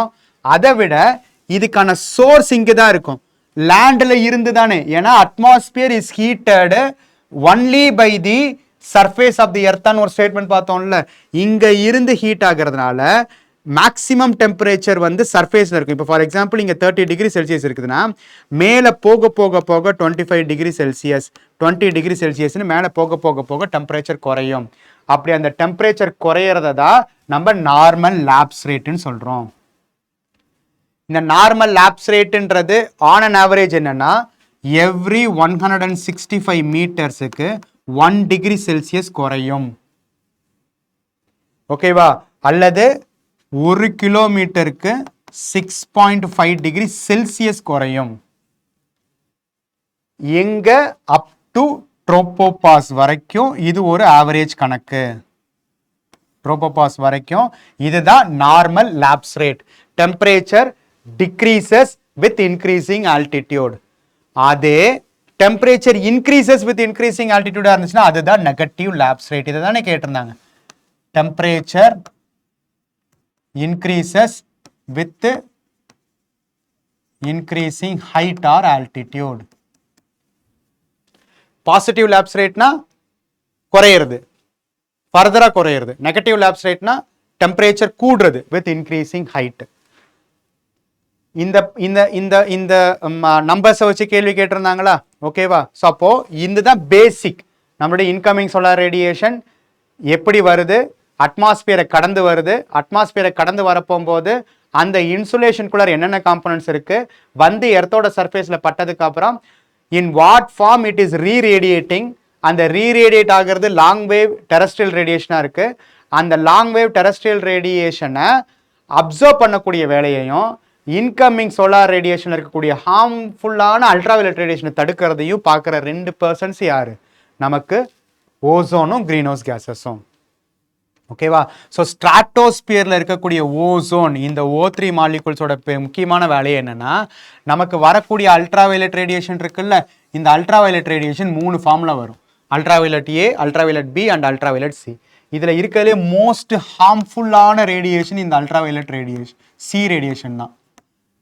அப்போ இந்த ஓசோனோட பிரசன்ஸ் இருக்கிறதுனால it is completely absorbing the harmful ultraviolet C radiation and partially allowing the ultraviolet B radiation and almost completely allowing the ultraviolet A radiation which is less harmful. அப்போ இந்த ஓசோனோட presence இருக்கிறதுனால தான் நமக்கு ஹார்ம்ஃபுல் அல்ட்ராவயலட் ரேடியேஷன் சி வரல, ஹார்ம்லெஸ்ஸான ultraviolet ஏ radiation மட்டும் வருது. இந்த ஓசோன் ஒருவேளை ஓசோன் டெப்ளீஷன் நடந்துச்சுன்னா இந்த ஹார்ம்ஃபுல் அல்ட்ராவயலட் சி ரேடியேஷன் நமக்கு ஆட்டோமேட்டிக்காக உள்ள வர it may have a huge negative impacts on health and ecosystems. ஓகேவா? ஸோ இதை தடுக்கிறதுக்கு தான் ஓசோன் டெப்ளீட்டிங் சப்ஸ்டன்சஸாக இருக்கக்கூடியது எல்லாத்தையுமே குறைக்கணும். சிஎஃப்சிஸ், குளோரோஃப்ளோரோ கார்பன்ஸ், இது எல்லாத்தையுமே மான்ட்ரியல் புரோட்டோகால் படி நம்ம அட்ரஸ் பண்ணிட்டு இருக்கோம். அப்போ இதை தாண்டி வர இந்த அல்ட்ராவயலட் ரேடியேஷனுக்கே எனர்ஜி அதிகம். அப்போ அல்ட்ராவயலட் சி ரேடியேஷனாக இருந்தால் இன்னும் எவ்வளோ எனர்ஜி இருக்குன்னு பாருங்க. இந்த அல்ட்ராவயலட் ஏ ரேடியேஷனும் விசிபிள் லைட்டும் நியர் இன்ஃப்ராரெட் ரேடியேஷனும் வந்து எர்த்தோட சர்ஃபேஸில் பட்டு திரும்ப ரீரேடியேட் ஆக போகும்போது இந்த ரீரேடியேட் ஆகக்கூடிய எனர்ஜியை அட்மாஸ்பியரில் இருக்கக்கூடிய கேஸஸான carbon dioxide, methane, nitrous oxide, then water vapour, நேச்சுரலாக இருக்கக்கூடிய வாட்டர் வேப்பர், இந்த கேஸஸ் எல்லாமே என்ன பண்ணும்னா இந்த ஹீட்டை ஃபர்தராக எஸ்கேப் ஆக விடாமல் ட்ராப் பண்ணி வைக்கும். அந்த ட்ராப் பண்ணக்கூடிய எஃபெக்ட்டுக்கு பேர் தான் என்னது? Greenhouse effect. அந்த ட்ராப் பண்ணக்கூடிய கேஸஸ்க்கு பேர் தான் என்னது? Greenhouse gases. அப்போ அட்மாஸ்பியரில் இருக்கக்கூடிய இந்த gases carbon dioxide, methane, water vapour and other greenhouse gases is trapping which radiation? Outgoing terrestrial long wave radiation. இந்த கேஸஸ் நேச்சுரலாக இருக்கக்கூடிய காம்போசிஷனை விட ஆர்டிஃபிஷியலாக ஆந்த்ரோபோஜெனிக் ஆக்டிவிட்டீஸ்னால அதிகமான வகையில் இன்ஃபியூஸ் பண்ணப்பட்டுச்சுன்னா more heat will be trapped, it will lead to global warming. ஓகேவா? அப்போ இந்த காம்பனன்ட்ஸ் நம்ம தெளிவாக தெரிஞ்சுக்கணும். அப்போ இந்த ஓவரால் இன்கமிங் ரேடியேஷனும் அவுட் கோயிங் டெரஸ்ட்ரியல் ரேடியேஷனும் நமக்கு வந்து எந்த வகையில் எவ்வளோ பர்சன்டேஜ் வருது, எவ்வளோ பர்சன்டேஜ் போகுது, எவ்வளோ பர்சன்டேஜ் நம்மளுடைய எர்த்தால மெயின்டைன் பண்ணப்படுதுன்றதை தான் ஹீட் பட்ஜெட்னு சொல்லுவோம். ஓகேவா? இப்போ ஷார்ட் வேவ் இன்கமிங் சோலார் ரேடியேஷனை 100% யூனிட்டாக மெஷரபிள் யூனிட்டாக நம்ம எடுத்துக்கிட்டோம் அப்படின்னா இந்த 100% யூனிட் அட்மாஸ்பியரை கடந்து தானே எர்த்தோட சர்ஃபேஸ்க்கு வந்து ரீச் ஆகணும். அப்போ அந்த அட்மாஸ்பியரை கடந்து வரப்போகும்போது எத்தனை பர்சன்டேஜ் லாஸ் ஆகுது, எத்தனை பர்சன்டேஜ் ஃபைனலாக ரீச் ஆகுதுன்றதை புரிஞ்சுப்போம். இந்த 100% எனர்ஜி வந்து டோட்டல் எனர்ஜி அட்மாஸ்பியரை நோக்கி வருதுன்னா இதில் ஆல்மோஸ்ட் 6% நம்மளோட ஸ்பேஸில் இருக்கக்கூடிய அதர் இன்விசிபிள் காம்பனன்ட்ஸ்னால ஸ்கேட்டரிங் எஃபெக்ட் நடக்குமா? ஸோ 6% ஸ்கேட்டரிங்னால அங்கேயே எஸ்கேப் ஆகிடும் அல்லது அங்கேயே லாஸ் ஆகிடும். ஓகேவா? நம்மளுடைய அட்மாஸ்பியர்ல வாட்டர் வேப்பர் அண்ட் டஸ்ட்னால ஃபார்ம் ஆயிருக்கக்கூடிய கிளவுட்ஸ் இருக்குல்ல, இந்த clouds has a reflecting capacity as well as absorbing capacity. கரெக்டா? அது ரிஃப்ளெக்டும் பண்ணும், அப்சர்பும் பண்ணும். ஏன்னா white clouds has an albedo. ஆல்படோன்றது என்னது? Reflecting nature of the solar radiation. அப்போ இந்த கிளவுட்ஸோட presence within our atmosphere almost 27% reflect பண்ணி விட்டுருது. ஓகேவா? தென் components of our atmosphere, dust particles and other gases and other particles லாம் சொல்றோமா, இந்த atmosphere almost 14% absorb பண்ணிக்குது. அப்போ 27 plus 14 plus 6 எவ்வளவு வருது? இது ஒரு 20, இது ஒரு இது என்னது? இது வந்து ஒரு 27னா 47 இதை தாண்டி வந்து எர்த்தில் படப்போம் போது எர்த்தோட சர்ஃபேஸில் நமக்கு ஐஸ் ரீஜன்ஸ் இருக்கா? ஹிமாலயன் ரீஜன்ஸ்ல இருக்கக்கூடிய ஸ்னோ கவர்டு ரீஜன்ஸ் இருக்கா? அந்த ஸ்னோ கவர்டு ரீஜியன்ஸுக்கும் ஹை ஆல்படோ எஃபெக்ட் இருக்கும். அப்ப ஹை ஆல்படோ எஃபெக்ட் இருக்கிறதுனால இதை அப்சர்வ் பண்ணாது, அதை அப்படியே ரிஃப்ளெக்ட் பண்ணிடும். அப்படி ரிஃப்ளெக்ட் பண்றது ஒரு 2% இருக்கும். அப்ப +2 இது எல்லாமே சேர்த்து எவ்வளோ? 49% நமக்கு எர்த்தோட சர்ஃபேஸ்னால அப்சர்வ் பண்ண முடியாது. அப்ப எர்த் எவ்வளவுதான் அப்சர்வ் பண்ணிருக்குன்னு பார்த்தோம்னா இந்த அட்மாஸ்பியர்ல இருக்கக்கூடிய எனர்ஜியை அப்சர்வ்டு பை எர்த் 17 + 49 51% தான் அப்சர்வ் பண்ணியிருக்கும். அப்போ எர்த்தோடைய சர்ஃபேஸ் 51% அப்சர்வ் பண்ணோம், வேறஸ் 49% எர்த்தோட சர்ஃபேஸ்னால அப்சர்வ் பண்ண முடியாது. அந்த அப்சர்வ் பண்ண முடியாததுக்கான காரணமா கிளவுட்ஸும் அதர் காம்பனன்ட்ஸ் ஆஃப் அவர் அட்மாஸ்பியரும் even snow covered regions on the surface of the எர்த்தும் முக்கியமான காரணிகளாக இருக்கும். ஓகேவா? அப்ப இந்த அப்சர்வ் பண்ணப்பட்ட இந்த 51% ரேடியேஷன் இருக்குல்ல, அதுதானே திரும்ப லாங் வேவ் ரேடியேஷனா ரீரேடியேட் ஆகப்படும் எர்த்தனால. அதை தான் நம்ம என்ன சொல்றோம்? Long wave solar radiation in the form of infrared radiation. இந்த 51% அந்த எனர்ஜியை திரும்ப நம்மளோட அட்மாஸ்பியர் அப்சர்வ் பண்ணிக்குமா? அந்த அப்சர்வ் பண்ணிக்கிறது எந்தெந்த காம்பனன்ட்ஸ் நம்மளோட அட்மாஸ்பியர்ல? கண்டென்சேஷன். கண்டென்சேஷன்ன்றது என்னது? Water vapour is converted into water. அப்போ அதுக்குள்ளார இருக்கக்கூடிய லேட்டன்ட் ஃபார்ம் ஆஃப் ஹீட். ஓகேவா? Latent form of latent heat of vaporisation, அந்த ஹீட் கண்டென்சேஷன் ஒரு 19% எடுத்துக்கும். தென் அட்மாஸ்பியர்ன்றது கேசியஸ் காம்பனன்ட்னால உருவாக்கப்பட்டதா? அப்ப அங்க அந்த ஹீட் டிரான்ஸ்ஃபர் எந்த ப்ராசஸ் மூலியமா நடக்கும்? ரேடியேஷன் ப்ராசஸ் மூலியமா நடக்கும். இந்த ரேடியேஷன் த்ரூ மாலிகூல்ஸ் மூலியமா டிரான்ஸ்ஃபர் ஆகிறது தான் நம்ம என்ன சொல்லுவோம்? கன்வெக்ஷன். அப்ப இந்த convective movement of the components of அட்மாஸ்பியர்ஸ்க்கு ஒரு எனர்ஜி தேவையா? அந்த எனர்ஜி ஒரு 9% எடுத்துக்கும். தென் அப்புறம் இது எதுவுமே அப்சர்வ் பண்ணாம டைரக்டாவே ஒரு 6% directly radiated to the earth. ஓகேவா? அப்ப ஏற்கனவே இங்க ஒரு 17%, இங்க வந்து ஒரு 14%, இந்த 17% டைரக்டாவே நம்மளுக்கு எஸ்கேப் ஆயிடும். எங்க? ஸ்பேஸுக்கு எஸ்கேப் ஆயிடும். தென் அட்மாஸ்பியரால அப்சர்வ் பண்ணப்பட்ட 48% எர்த்தோட சர்ஃபேஸ்ல இருந்து எஸ்கேப் ஆகி போயிடும். அப்போ அட்மாஸ்பியர்ல எந்த காம்பனன்ட்ஸுமே இல்லை, அட்மாஸ்பியர்ன்ற ஒரு விஷயமே இல்லைன்னா வரக்கூடிய 100% ஆஃப் தி எனர்ஜி அப்படியே வரும், அப்படியே போயிடும். அதுதான் நம்ம கேட்டிருந்தாங்க. Without atmosphere, without the presence of atmosphere what kind of temperature earth would have எக்ஸ்பீரியன்ஸ்ன்றத கேள்வியை கேட்டிருந்தாங்களா? அப்போ இந்த 51% இன் டிஃப்ரெண்ட் ஃபார்ம்ஸ்ல எர்த்தோட அட்மாஸ்பியருக்குள்ளாரே தங்கி இருந்து திரும்ப radiating back to the space. இது 24 ஹவர்ஸ்க்கு ஒன்ஸ் நம்மளோட சன்லைட் வருமா? அப்போ 24 ஹவர்ஸ்க்கு ஒன் தடவை ஒரு ரீஜனுக்கு சன்லைட் வந்து திரும்ப அடுத்த 24th hour வர வரைக்கும் இந்த heat transfer will be taking place through the atmosphere in different latitudinal position of the earth. அப்போ இதை வச்சு இந்த இன்கமிங் ரேடியேஷனுக்கும் அவுட் கோயிங் டெரஸ்ட்ரியல் ரேடியேஷன் இருக்கக்கூடிய இந்த பேலன்ஸ் தான் நம்ம என்னன்னு சொல்றோம்? ஹீட் பட்ஜெட்னு சொல்றோம். Heat budget of the earth. வரவு செலவு கணக்கு தானே நம்ம பட்ஜெட்னு சொல்லுவோம். ஓகேவா? அப்போ இந்த பேசிக் கான்செப்ட்ஸை நம்ம புரிஞ்சுக்கணும். ரைட்டா? அப்போ இதை வச்சு பார்க்க போகும்போது நமக்கு இன்னொரு கான்செப்ட் என்னன்னு பார்த்தோம். நம்மளுடைய ட்ரோபோஸ்பியரை பொறுத்த வரைக்கும் நமக்கு கீழே இருந்து ரேடியேஷன் மேலே போக போக போக டெம்பரேச்சர் இஸ் கெட்டிங் ரெடியூஸ்டு. கரெக்டா?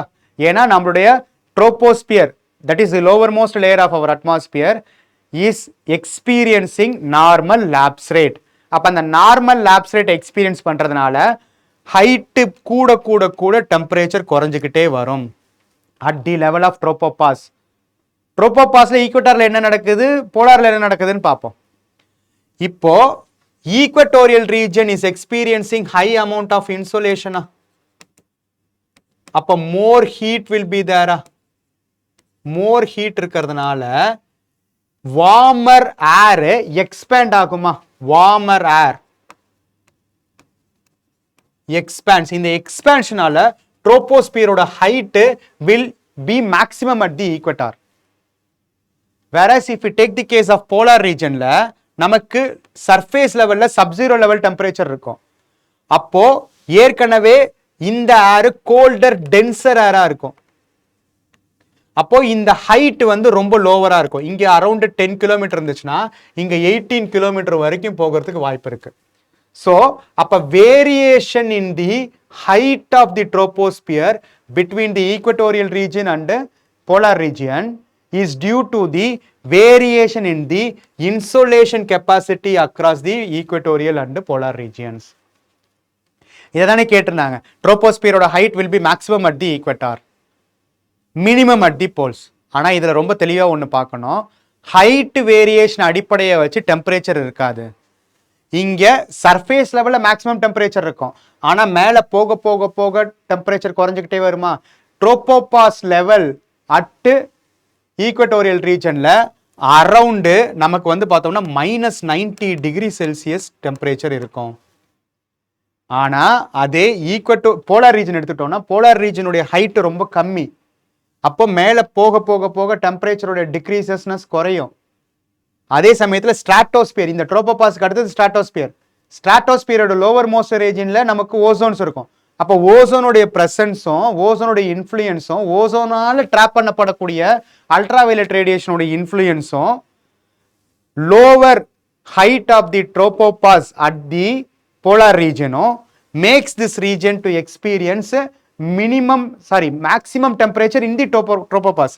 மேக்ஸிமம் டெம்பரேச்சர்னால அதுவும் மைனஸ்ல தான் இருக்கும், அரௌண்ட் -50 டிகிரி செல்சியஸ். அப்போ ட்ரோபோபாஸ் லெவல்ல இங்க -50 டிகிரி செல்சியஸ் இருக்கும், இங்க -90 டிகிரி செல்சியஸ் இருக்கும். இதை ஒரு கேள்வியை கேட்டிருந்தாங்களா? ஓகேவா? ட்ரோபோபாஸ்னுடைய ஹைட் ஈக்குவட்டார்ல அதிகமா இருக்கும். ஆனா ட்ரோபோபாஸ் மேல போய் பார்த்தோம்னா அங்க டெம்பரேச்சர் இருக்கிறதுலே லோவஸ்டா இருக்கும். போலார் ரீஜன்ல ட்ரோபோபாஸோட ஹைட் கம்மியா இருக்கும். ஆனா ரிலேட்டிவ்லி இங்க இருக்கிறத விட இங்க டெம்பரேச்சர் கூட இருக்கும். இந்த டெம்பரேச்சர் டிஃபரன்சஸ்னால பிரஷர் டிஃபரன்ஸ் இருக்கும். இந்த பிரஷர் டிஃபரன்சஸ்னால விண்ட் மூவ்மெண்ட் ஹையர் லெவலே நடக்கும். அந்த விண்ட் மூவ்மெண்ட் அடிப்படையாக வச்சு தான் நம்ம ப்ரெஷர் பெல்ஸ், அந்த ப்ரெஷர் பெல்ஸ் அடிப்படையாக வச்சு தான் ஹேட்லி செல், ஃபெரல் செல், போலார் செல் எல்லாம் நம்ம பார்ப்போம். அது அடுத்தது ப்ரெஷர் பெல்ஸ் அண்ட் விண்ட் மூவ்மெண்ட்ஸ்ல பார்க்கலாம். அப்போ இந்த பேசிக் நேச்சர்ஸை தெரிஞ்சுக்கணும். அப்போ இதை கேட்டிருந்தாங்களா? அப்போ ட்ரோபோபாஸ் வரைக்கும் troposphere is experiencing normal lapse rate. அதே வந்து பாருங்க, ஸ்ட்ராட்டோஸ்பியர்ல இன்க்ரீஸ் ஆனதுக்கு அப்புறம், ஸ்ட்ராட்டோஸ்பியர்ல என்டர் ஆனதுக்கு அப்புறம் ஸ்ட்ராட்டோஸ்பியர்ல temperature is increasing with increasing altitude. என்ன காரணம்? Stratosphere is consisted of ozone. Ozone traps ultraviolet C radiation.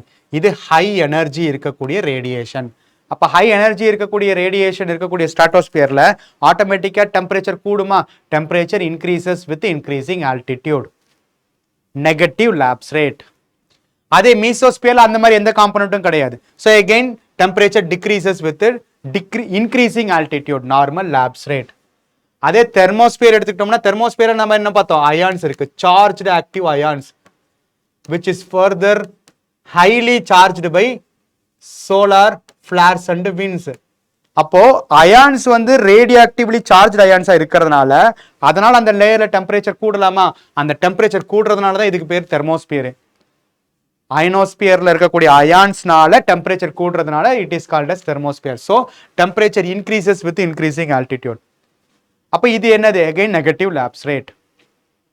அப்போ troposphere and mesosphere is experiencing normal lapse rate.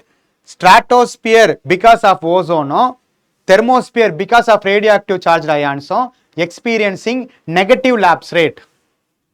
Temperature increases with increasing altitude. இந்த பேசிக் விஷயங்களை நம்ம தெளிவாக தெரிஞ்சுக்கணும். இப்படி அக்ராஸ் தி லேயர்ஸ்ல டெம்பரேச்சர் வேரியேஷனும் ஆல்டிடியூடை பொறுத்து இருக்கிறதுக்கான பேசிக் ரீசன் நமக்கு தெரிஞ்சது மாதிரியே சர்ஃபேஸ் லெவல்லையும் இந்த டெம்பரேச்சர் இன்வர்ஷன் நடக்கிறதுக்கு வாய்ப்பு இருக்கா? அப்போ அந்த சர்ஃபேஸ் லெவலில் நடக்கிற அந்த கான்செப்டை தான் நம்ம டெம்பரேச்சர் இன்வர்ஷன் சொல்லுவோம். Temperature inversion opposite of normal lapse rate. Temperature increases with increasing altitude. அப்படி நடந்தா அது டெம்பரேச்சர் இன்வர்ஷன் சொல்லுவோம். அது ட்ரோபோஸ்பியர்ல எர்த்தோட சர்ஃபேஸ்லயே during different conditions and different ரீஜன்ஸ்ல இது நடக்கும். அப்படி நடக்கிறதா இருந்தால் என்ன பண்ணும்? நார்மலான பேட்டர்ன் என்ன பண்ணும்? சர்ஃபேஸை ஒட்டி வார்மர் இருக்கும். அதுக்கு மேலே போக போக போக டெம்பரேச்சர் குறையுமா? சர்ஃபேஸை ஒட்டி இருக்கிறது வார்மராக இருக்கும், அதுக்கு மேலே கூலர் இருக்கும், அதுக்கு மேலே கூலராக இருக்கும். இப்படி தானே இருக்கணும். பட் இதுவே ஆப்போசிட்டா, சர்ஃபேஸை ஒட்டி கூலரும் அதுக்கு மேலே வார்மரும். வார்மர் ஓவர் லையிங் தி கூலர் இருந்துச்சுன்னா அப்போ ஆட்டோமேட்டிக்காக ஹைட் இன்க்ரீஸ் ஆக இங்கே வந்து 5 டிகிரி செல்சியஸ் இருக்குதுன்னா இங்கே போகும்போது 10 டிகிரி செல்சியஸ் இருக்கும். Temperature increases with increasing altitude. இதுக்கு பேர் தான் என்னது? Temperature inversion. அப்போ டெம்பரேச்சர் இன்வர்ஷன்ன்றது என்னது? There are certain areas and there are certain conditions where temperature increases with increasing altitude நடக்கிறது தான் டெம்பரேச்சர் இன்வர்ஷன் சொல்லுவோம். அது நார்மலாக எங்கே நடக்கும்? ஃப்ரோசன் ஃபார்ம்ல போலார் ரீஜன்ஸ்ல நமக்கு சர்ஃபேஸ் சப் ஜீரோ லெவல்ல இருக்குமா? அப்போ ஃப்ரோசன் பெர்மாஃப்ரோஸ்ட் போலார் ரீஜன்ஸ்ல டெம்பரேச்சர் இன்வர்ஷன் அப்படின்றது ஒரு காமன் பினாமினா. அதே மாதிரி there are certain regions, mountain regions எடுத்துட்டோம்னா இப்போ மவுண்டைன்ல due to difference in temperature along the valley ரீஜன்ஸ்ல மேலே இப்போ பகல் டைம்ல வந்து பார்த்தோம்னா இங்க ப்ரெஷர் இங்க ஹை ப்ரெஷரும் இங்க லோ ப்ரெஷர் இருக்குன்னா automatically wind will be moving from higher region to lower regions. அப்படி விண்டு மூவ் ஆகிறத மேல இருந்து கீழே வரத கெட்டபேட்டிக் விண்டுன்னு சொல்லுவோம், கீழே இருந்து மேலே ஏறுற விண்டு அனபேட்டிக் விண்டுன்னு சொல்லுவோம். அப்போ due to the temperature differences, temperature டிஃபரன்ஸ்னால ப்ரெஷர் டிஃபரன்ஸ் இருக்கும், ப்ரெஷர் டிஃபரன்ஸ்னால டென்சிட்டி டிஃபரன்ஸ் இருக்கும், டென்சிட்டி டிஃபரன்ஸ்னால ஒரு விண்டு ஒரு இடத்துல இருந்து இன்னொரு இடத்துக்கு மூவ் ஆகும். இப்போ இதே மாதிரி ஒரு மவுண்டைன் வேலி ரீஜன்ல டியூரிங் நைட் டைம் எடுத்துக்கலாம். ஓகேவா? இப்போ நைட் டைம் எடுத்துக்கிட்டோம்னா இப்போ இந்த வேலி ரீஜனை கன்சிடர் பண்ணுங்க. இப்போ இந்த இடத்துல டியூரிங் நைட் டைம் வந்து ஒரு 5 டிகிரி செல்சியஸ் இருக்குதுன்னு வச்சுக்கோங்க. மேலே எடுத்துக்கிட்டோம்னா இங்கே கண்டிப்பாக என்ன இருக்கும்? 1 டிகிரி செல்சியஸ் இருக்கும். கரெக்டா? கீழே வேலி ரீஜனில் 5 டிகிரி செல்சியஸ் இருக்குதுன்னா மேலே போக போக போக டெம்பரேச்சர் குறையும். ஹையஸ்ட் ரீஜன்ஸில் 1 டிகிரி செல்சியஸ் இருக்கும். அப்போ 1 டிகிரி செல்சியஸ் இருக்கக்கூடிய இடத்துல இருக்கக்கூடிய ஏர் பார்சல் என்னவா இருக்கும்? டென்சர் கோல்டர் ஏராக இருக்கும். கரெக்டா? இங்கே இருக்கக்கூடியது வார்மர் ஏராக இருக்கும். இந்த டென்சர் கோல்டர் ஏர் இப்படி இந்த வேலி ரீஜனில் இருக்குதுன்னா இந்த வேலியில் இருக்கக்கூடிய டென்சர் ஏர் ஆட்டோமேட்டிக்காக கீழே இறங்க ஆரம்பிக்குமா? அதை தான் என்ன சொல்கிறோம்? த்ரூ கேட்டபேட்டிக் விண்ட்ஸ் மூலிமா இந்த டென்சர் கோல்டர் ஏர் கீழே இறங்க இறங்க இறங்க ஃபைனலாக இங்கே வந்ததுக்கப்புறம் இங்கே இருக்கக்கூடிய வார்மர் ஏருக்கு கீழே இது கீழே போயிடும். வார்மர் ஏர் மேலே இருக்கும், கீழே வந்து கோல்டர் டென்சர் ஏர் வந்துருமா? அப்போ during night time the cold parcel through the winds is replacing the low lying warmer air at the mountain valley region. இது எப்போ நடக்கும்? டியூரிங் நைட் டைம்ல தான் நடக்கும். அப்போ நைட் டைம்ல இப்ப பாருங்க, கோல்டர் ஏர் கீழே இருக்கும், வார்மர் ஏர் மேல இருக்கும். அப்ப கோல்டர் ஏர் கீழே இருக்கக்கூடிய இடத்துல 4 டிகிரி செல்சியஸ்னா அதுக்கு மேல இருக்கக்கூடிய வார்மர் ஏர்ல 8 டிகிரி செல்சியஸ் இருக்கும். So temperature increases with increasing altitude. அப்போ மவுண்டைன் வேலி ரீஜியன்ல temperature inversion is possible during night time. ஓகேவா? இதுதானே கேள்வியாக கேட்டிருந்தாங்க. ஓகேவா? அப்போ இதெல்லாம் தான் பேசிக்ஸ். ஓகேவா சார்? நமக்கு இப்போ இது வரைக்கும் நம்ம பார்த்தது என்னது? அட்மாஸ்பியர்ல இருக்கக்கூடிய காம்பனன்ட்ஸ், அந்த காம்பனன்ட்ஸ்ல இன்சோலேஷன் அண்ட் டெரஸ்ட்ரியல் ரேடியேஷனோட வேரியேஷன் எப்படிலாம் இருக்குதுன்றதை நம்ம பார்த்துருந்தோம். இப்போ எகைன் நம்ம கேள்விகளை பார்ப்போமா? இந்த பேசிக் நாலேஜஸ் வச்சுட்டு ஃபர்ஸ்ட் இந்த கேள்வி பார்ப்போம். With reference to the earth's atmosphere, which one of the following statements is correct? the total amount of insolation received at the equator is roughly about 10 times of that received at the poles. இல்ல நம்ம என்ன பார்த்தோம் 10 times கிடையாது 2.5 to 3 times தான் இருக்கும். அப்போ first statement தப்பு. Infrared rays constitutes roughly 2/3 of insolation. 2/3 கிடையாது 49 to 50% தான். 1/2 தான் இருக்குமே தவிர 2/3 கிடையாது. அப்போ இந்த செகண்ட் ஸ்டேட்மெண்ட்டும் தப்பு. Infrared waves are largely absorbed by water vapor. Yeah, water vapor is a greenhouse gas. Water vapor is a greenhouse gas that is concentrated in the lower atmosphere. ஏன்னா lower atmosphereல தான் temperature கூட இருக்கும். temperature கூட இருந்தால் தான் evaporation நடக்கும். evaporation நடக்கிறதுனால more amount of water vapor is present at the lower atmosphere. Lower atmosphere இருக்கக்கூடிய water vapor is a natural greenhouse gas so that it traps infrared radiation. Third statement correct? Definitely correct. Fourth statement என்ன சொல்றாங்க? Infrared waves are part of the visible spectrum. கிடையாது. Infrared radiation என்றது red வரைக்கும் தான் நமக்கு வந்து visible spectrum. ரெட்டை தாண்டிட்டா infrared radiation. அப்ப ஆன்சர் என்னது? Option C. ஓகேவா? Then question number 24ல கேட்டிருக்கிறத பார்ப்போம். The atmosphere is heated more by incoming solar radiation than by terrestrial radiation. நம்ம ஹீட் பட்ஜெட்ல பார்த்தோமா அட்மாஸ்பியர்ன்றது டஸ்ட் பார்ட்டிகல்ஸும் வாட்டர் வேப்பரும் அதர் காம்பனன்ட்ஸும் இருக்கிறது. அதை ஹீட் பண்ணக்கூடிய கெப்பாசிட்டி அவுட் கோயிங் டெரஸ்ட்ரியல் ரேடியேஷனுக்கு தானே இருக்குதே தவிர இன்கமிங் சோலார் ரேடியேஷனுக்கு கிடையாது. ஓகேவா? So atmosphere is heated more by terrestrial ரேடியேஷனே தவிர நாட் இன்கமிங் சோலார் ரேடியேஷன். அப்போ ஸ்டேட்மெண்ட் 1 இஸ் தப்பு. இந்த மாதிரி ஃபார்மேட்டில் ஒன்று தப்புனா ஆட்டோமேட்டிக்காகவே ஆன்சர் வந்துடும். ரெண்டாவது ஸ்டேட்மெண்ட் என்ன பார்ப்போம்? Carbon dioxide and other greenhouse gases in the atmosphere are good absorbers of long wave radiation. Yes, இந்த டெரஸ்ட்ரியல் ரேடியேஷனை அப்சர்வ் பண்ணக்கூடிய கிரீன் ஹவுஸ் கேசஸில் carbon dioxide is an important component. Second statement is correct. Obviously answer என்ன? Option D. Statement 1 is incorrect but statement 2 is correct. ஓகேவா? Then 2025ல இந்த வருஷம் கேட்ட கேள்வி பாருங்க. Without the atmosphere temperature would be well below freezing point. இது வரைக்கும் கரெக்ட். ஆக்சுவலாக பார்த்தோம்னா இதுக்கு இன்னும் அஃபிஷியல் கீ வரல, பட் இதில் ஆம்பிகுவிட்டிஸ் இருக்குது. பட் நம்ம ஒரு அண்டர்ஸ்டாண்டிங் வருவோம். வித்தவுட் அட்மாஸ்பியர், அட்மாஸ்பியர்னு ஒன்று இல்லைன்னா temperature would be well below freezing point. Well below freezing பாயிண்ட்ன்றது கரெக்ட். ஏன்னா அரௌண்ட் -18 டிகிரி செல்சியஸ் தான் எர்த்தோடைய டெம்பரேச்சர் எக்ஸ்பீரியன்ஸ் பண்ணணும்னு சொல்லியிருக்காங்க. பட் இதில் கீ என்னன்னா எவ்ரிவேர் ஆன் தி எர்த் சர்ஃபேஸ்ன்னு சொல்லியிருக்காங்க. எவ்ரிவேர் ஆன் தி எர்த் சர்ஃபேஸ்ன்றது கரெக்ட் கிடையாது. ஏன்னா equatorial region will receive 100 degree Celsius அளவுக்கு டெம்பரேச்சர் இருக்கும். போலார் ரீஜனில் -50 -60 அளவுக்கு டெம்பரேச்சர் இருக்கும். இதோட ஆவரேஜ் தான் 18 டிகிரி செல்சியஸ் இருக்குமே தவிர எவ்ரிவேர் ஆன் தி எர்த் சர்ஃபேஸ்ன்றது ரொம்ப எக்ஸ்ட்ரீமான ஸ்டேட்மெண்ட்டு. இந்த ஸ்டேட்மெண்ட்டை பொறுத்த வரைக்கும் ராங். பட் யூபிஎஸ்சி என்ன அஃபிஷியல் கீ கொடுக்குறாங்கன்னு பார்த்துக்கலாம். Second statement, heat absorbed and trapped by the atmosphere maintains our planet's average temperature. Yes, heat absorbed and trapped by the atmosphere. அதுதான் என்னது? infrared radiation absorb பண்ணி trap பண்றதுனால தான் our average temperature is maintained. Second statement is right. Again, third statement, atmospheric gases like carbon dioxide are particularly good at absorbing and trapping radiation. Again, in the trapping radiation at infrared radiation. Third statement to right. அப்ப answer என்னது? Option D, 2, 1, 3 only. ஓகேவா? இப்போ என்டிஏல கேட்ட இந்த question பாருங்க. Infrared waves are also called as heat waves. Yes, correct. ஏன் heat waves? Because it is absorbed by greenhouse gases. So that it absorb ஆகிறதுனால இதனுடைய எனர்ஜி கூடுது. அதனால it is called as heat waves. Absorb பண்றது யாரு? Water molecules readily absorb infrared rays. ஏன்னா water molecules is water vapour is another greenhouse gas which absorbs the infrared radiation. அப்ப statement 2, water vapor அல்லது water molecules infrared radiation absorb பண்றதுனால அதனுடைய temperature கூடுது. So that it is called as heat waves. அப்ப statement 1 and 2 are correct and statement 2 explains the statement 1. அப்ப answer என்னது? Option A. ஓகேவா? So அந்த ஒரே கான்செப்டை சுற்றி தான் திரும்ப திரும்ப கேள்விகள் வந்துகிட்டே இருக்கு. 2012 கேட்ட இந்த கேள்வி பாருங்க. Normally the temperature decreases with increasing in height from the earth surface because earth சர்ஃபேஸ்ல இருந்து மேலே போக போகும்போது அவங்க வந்து ஓவரால் அட்மாஸ்பியர் கேட்கல, எர்த்தோட சர்ஃபேஸ்ல இருந்து மேலே போக போகும்போது அட்மாஸ்பியர்ல டெம்பரேச்சர் குறையும். ஏன்னா கீழே இருந்து மேலே போக போகும்போது the atmosphere can be heated upwards atmosphere heated upwards only from the earth surface ன்றது கரெக்டா.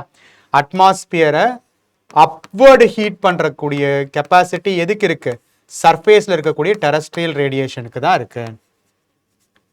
சர்ஃபேஸ்ல இருக்கக்கூடிய டெரஸ்ட்ரியல் ரேடியேஷனுக்கு தான் இருக்கு. there is more moisture in the upper atmosphere. கொஞ்ச நேரம் மட்டும் தான் பார்த்தோம். Water vapour is high in the lower atmosphere. கீழே தான் டெம்பரேச்சர் அதிகமாக இருக்கும். டெம்பரேச்சர் அதிகமாக இருந்தால் எவாப்ரேஷன் அதிகமாக இருக்கும். எவாப்ரேஷன் அதிகமாக இருந்தால் வாட்டர் வேப்பரோட டென்சிட்டி கூட இருக்கும். அப்போ ஹை டென்சர் வாட்டர் வேப்பர் கீழே தான் இருக்குமே தவிர மேலே இருக்காது. எப்போ செகண்ட் ஸ்டேட்மெண்ட் டெஃபினெட்லி தப்பு. The air is less denser in the atmosphere because of the earth's உடைய gravitational capacity-னால ஏரோடைய மாலிகுல்ஸ் எல்லாமே ஹை டென்சர் மாலிகுலர் எல்லாமே லோவர் அட்மாஸ்பியர்ல தான் இருக்குமே தவிர ஏர் மேலே போக போக லோ டென்சரா மாறும். அப்போ third statement is correct. First ஸ்டேட்மெண்ட்டும் கரெக்ட், தேர்ட் ஸ்டேட்மெண்ட்டும் correct, second statement is wrong. அப்போ ஆன்சர் என்னது? Option C 1 and 3 only. 2024 கேட்ட இந்த கேள்வி பாருங்க. Thickness of the troposphere at the equator is much greater compared to the poles. Correct பார்த்தோமா? இங்கே ஈக்வட்டோரியல் ரீஜனில் ஆல்மோஸ்ட் 18 கிலோமீட்டர்ஸ் இருக்கும். வேற போலார் ரீஜனில் 10 கிலோமீட்டர் வரைக்கும் தான் இருக்கும். Because of the differential heating capacity. ஓகேவா? High temperature increases the tropopause level to a higher level. At the equator heat is transported to great heights by strong convectional currents. Convectional currents என்னது? Moving, rotating air parcel வந்து heat transmitting agent இருக்கும். இதன் மூலியமா லோவர்ல இருக்கக்கூடிய heat is transported to the upper level so that the overall thickness of the troposphere is getting increased. First statement is correct, second statement is correct, and second statement explains the first statement. Option A is the answer for this question. Okay va? Then combined geoscientist 2024 la ketta indha kelvi paapom. In which sphere of the atmosphere is harmful ultraviolet radiation from the sun is absorbed? Harmful ultraviolet radiation எந்த ஸ்பியர்ல?